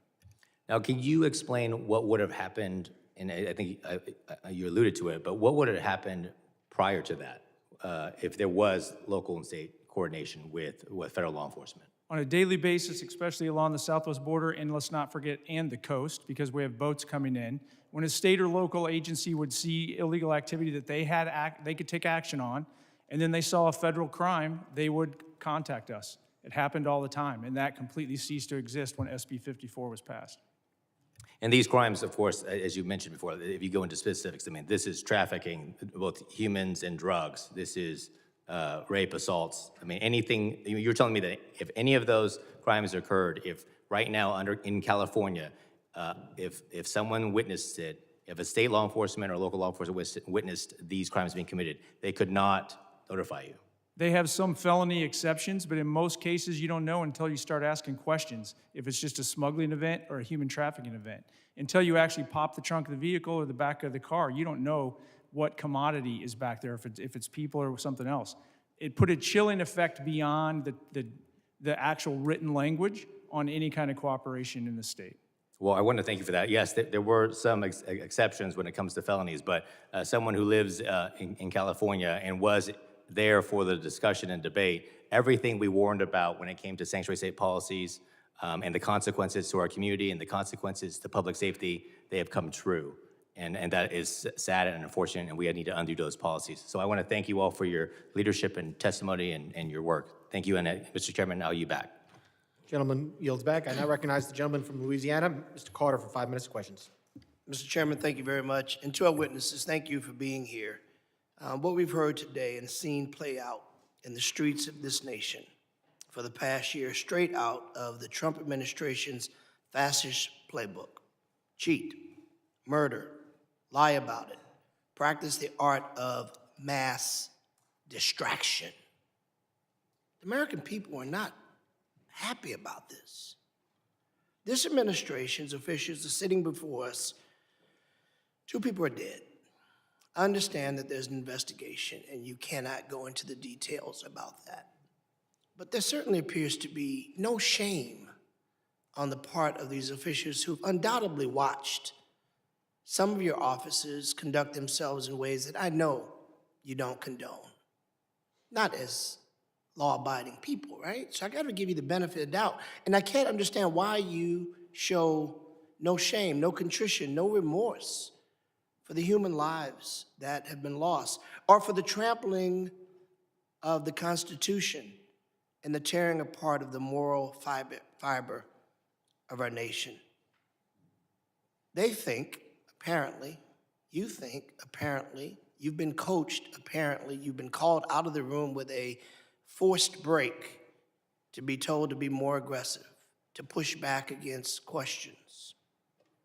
The American people saw that happen. The American people watched as you all looked at each other. Oh, I didn't ask for a break. And clearly you were called in the back to be coached. Halftime, locker room, pep talk. This isn't a game. These are people's lives. We should all be, you should be, your officers should be held accountable that no one is above the law. No one can evade the Constitution. No person can evade what is right, even though you think that Donald Trump will protect you, and maybe he will for now. But there will be a time that you have to answer these questions. And while you have worked on many administrations, and it's been asked, you worked on different administrations, what's different? I'll tell you what's different. The approach of how you conduct it, your search and seizure. The reason there were so many others and there were not riots was because people were not being trampled. You had trained officers who knew the art of de-escalation. They understood the rule of law. They understood the Constitution. Yet now we continue to hear lies. Last year, I took members of Congress on an oversight visit to ICE facility. We were told certain things that turned out to be patent lies. They told us things that we witnessed within moments of being there to not be true, yet we continue to hear you and some of my colleagues suggest, don't believe your eyes, don't believe your ears, just trust us. Well, the American people can see. And this notion that Democrats don't want enforcement, those are talking points that are wrong. We want rapists and murderers off the street. We want the bad, the worst of the worst, to be arrested and to be deported if they aren't supposed to be here. What we don't want is citizens running down the street being chased by ICE agents, people being shot on the streets by rogue officers who are in fact American citizens. What we don't want is to see people like Ms. Good or Mr. Pretty simply doing what we often say, if you see something, say something. We don't want to see people dying on the streets. So let me ask you a quick question. Mr. Lyons, has ICE ever detained an American citizen such as they are not free to leave, whether it is on the sidewalk, the street, or thrown into the back of an ICE vehicle because they looked or sounded a certain way, even though they said they were American citizens? Yes or no, quickly, I only got 38 seconds. No, sir. That's never happened before. That we've arrested one? No, sir. We've detained individuals to verify identity, but we haven't arrested or deported. No, sir. Detain, arrest, check it out. It's Yes, sir. the same thing, right? All right. What does an undocumented person look like or sound like? Does it look like Mr. Garbarino? Does it look like me? Could look like anyone, sir. Okay, well, how are you training your people? Because you've said and others have said, if they sound a certain way, they look a certain way, we're going to stop them. That was quoted by your people. What do you say to that? Sir, what I say is that ICE does criminal targeted enforcement based on intelligence, and we don't use the color of skin or accents for that. So the person who said that was wrong? Yes? We'll let the person said that was gentleman, wrong? get that answer in writing. His time has expired. We will now recognize the gentleman from Tennessee, Mr. Van Epps, for 5 minutes of questions. Thank you, Mr. Chairman, for holding this hearing and to our witnesses for testifying today. I want to commend the job the Trump administration and you gentlemen are doing to secure the border, enforce federal immigration laws, and keep dangerous criminals off our streets. Under President Biden, we saw unprecedented levels of illegal immigration, and many of those who came across the border were connected to transnational criminal organizations and have continued to commit crimes while in the United States. Despite doing everything they could to secure our borders, our brave CBP officers and Border Patrol agents were undermined at every turn by the Biden-Harris administration. Yet under President Trump, CBP, Border Patrol, and ICE have been empowered to do their job and fulfill their mission. As a representative from Tennessee, I can't help but compare operations in Minneapolis to those in Memphis. Federal law enforcement operations in Memphis have been successful by every standard and metric, with Memphis State Task Force arresting over 6,000 people. And while immigration enforcement isn't a stated goal of this task force, there is no question that it is also taking place. The successful operations are due in large part to the outstanding leadership of Governor Lee, who has worked closely with federal partners. Over the last year, the Trump administration has arrested numerous gang members, pedophiles, and drug traffickers in Memphis, with little fanfare or interference from activists. As a result of this cooperation, murders in Memphis are down by 47% since President Trump took office, and overall violent crime is down by 30%. In May of last year, ICE enforcement and removal operations worked with Tennessee Highway Patrol and DHS components to successfully arrest 196 criminal illegal aliens across the greater Nashville area. I am grateful for the role the members of the Tennessee Highway Patrol played in that operation, and their cooperation has made my district significantly safer. Since then, over 56 partnering agencies are working together alongside ICE to keep Tennesseans safe. ICE has carefully highlighted the worst of the worst criminal aliens it has arrested. Today, I will be entering into the record nearly 120 illegal aliens that have been arrested in Nashville, with rap sheets ranging from identity theft to drug smuggling, larceny to arson, and robbery to rape. Federal agents are executing their mission to defend American citizens and protect our communities. The major challenge we've seen in Minneapolis and similar cities are directly caused by sanctuary city policies and the refusal of local leaders to enforce the law, preventing local law enforcement from working with ICE. This leaves ICE and others unsupported, having to manage protesters and domestic friction in addition to their actual mission of enforcing immigration law. Local law enforcement is crucial to facilitate the mission. Director Lyons, contrast ICE's experience in Minneapolis with other cities around the country, including Memphis and others, that have agreements to work with ICE. What can successful partnerships with local law enforcement and other partners look like? Sir, thank you. I would say that Memphis is a prime example, and I have to give credit to the U.S. Marshal Service that's leading that operation. Homeland Security investigation agents are out there every day with the men and women of Tennessee Highway Patrol, Memphis Police Department, and the reduction in crime has been significant. But if you look across the country, almost in every state, we do have cooperative jurisdictions. If you look at Texas, we have outstanding cooperation. You don't see any riots or anything like that. You see side-by-side law enforcement working together as it would be. If you look at the state of Florida, state of Oklahoma, state of Louisiana, all across the nation, we do have that. And what it is public safety. Thank you.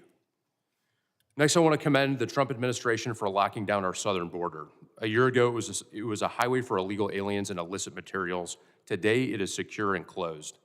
Commissioner Scott, as Congress and the Trump administration enabled DHS to secure the southern border, how are cartels and other criminal organizations adapting to effective border enforcement?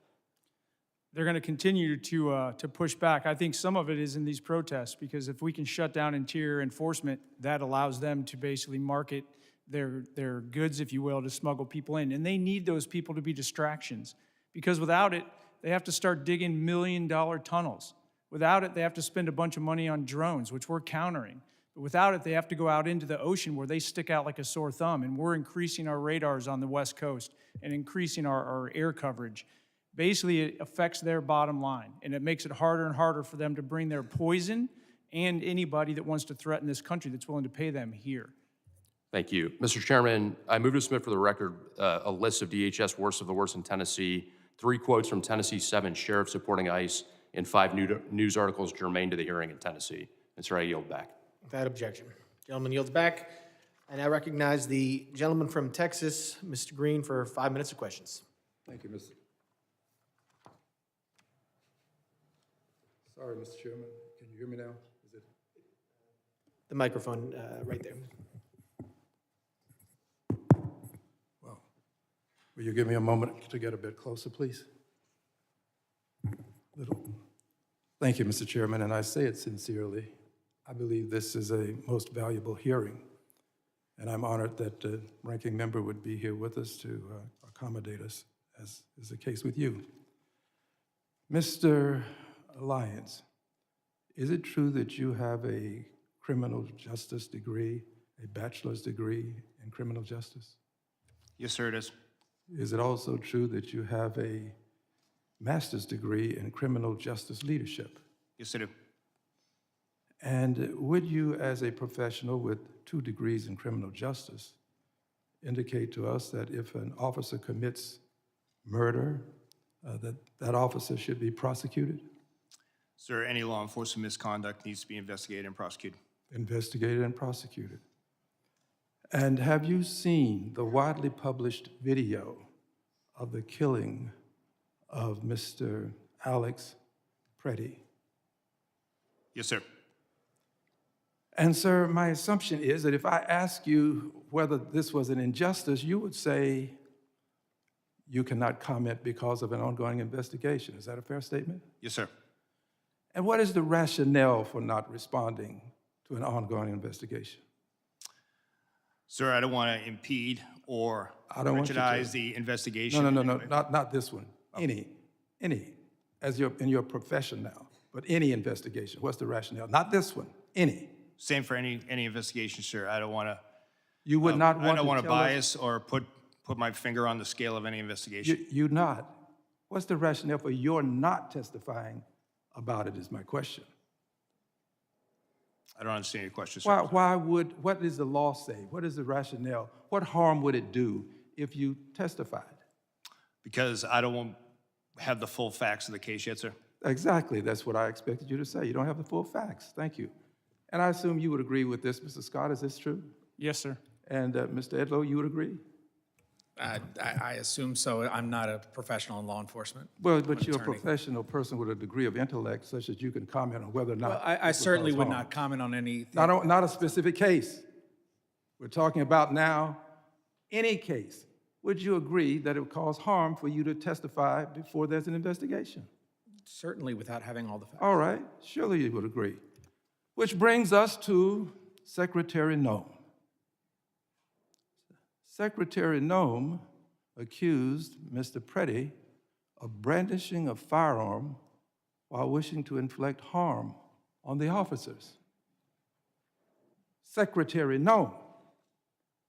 Same rules that apply to you apply to Secretary Nome. Accused this gentleman, Mr. Preddy, of brandishing a firearm.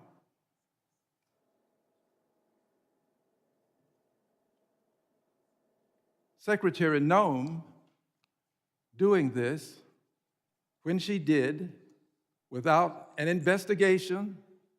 We have to agree that there's not been an investigation. I don't think I have to ask you that. Not a complete investigation that we know of anyway. She did it right afterwards.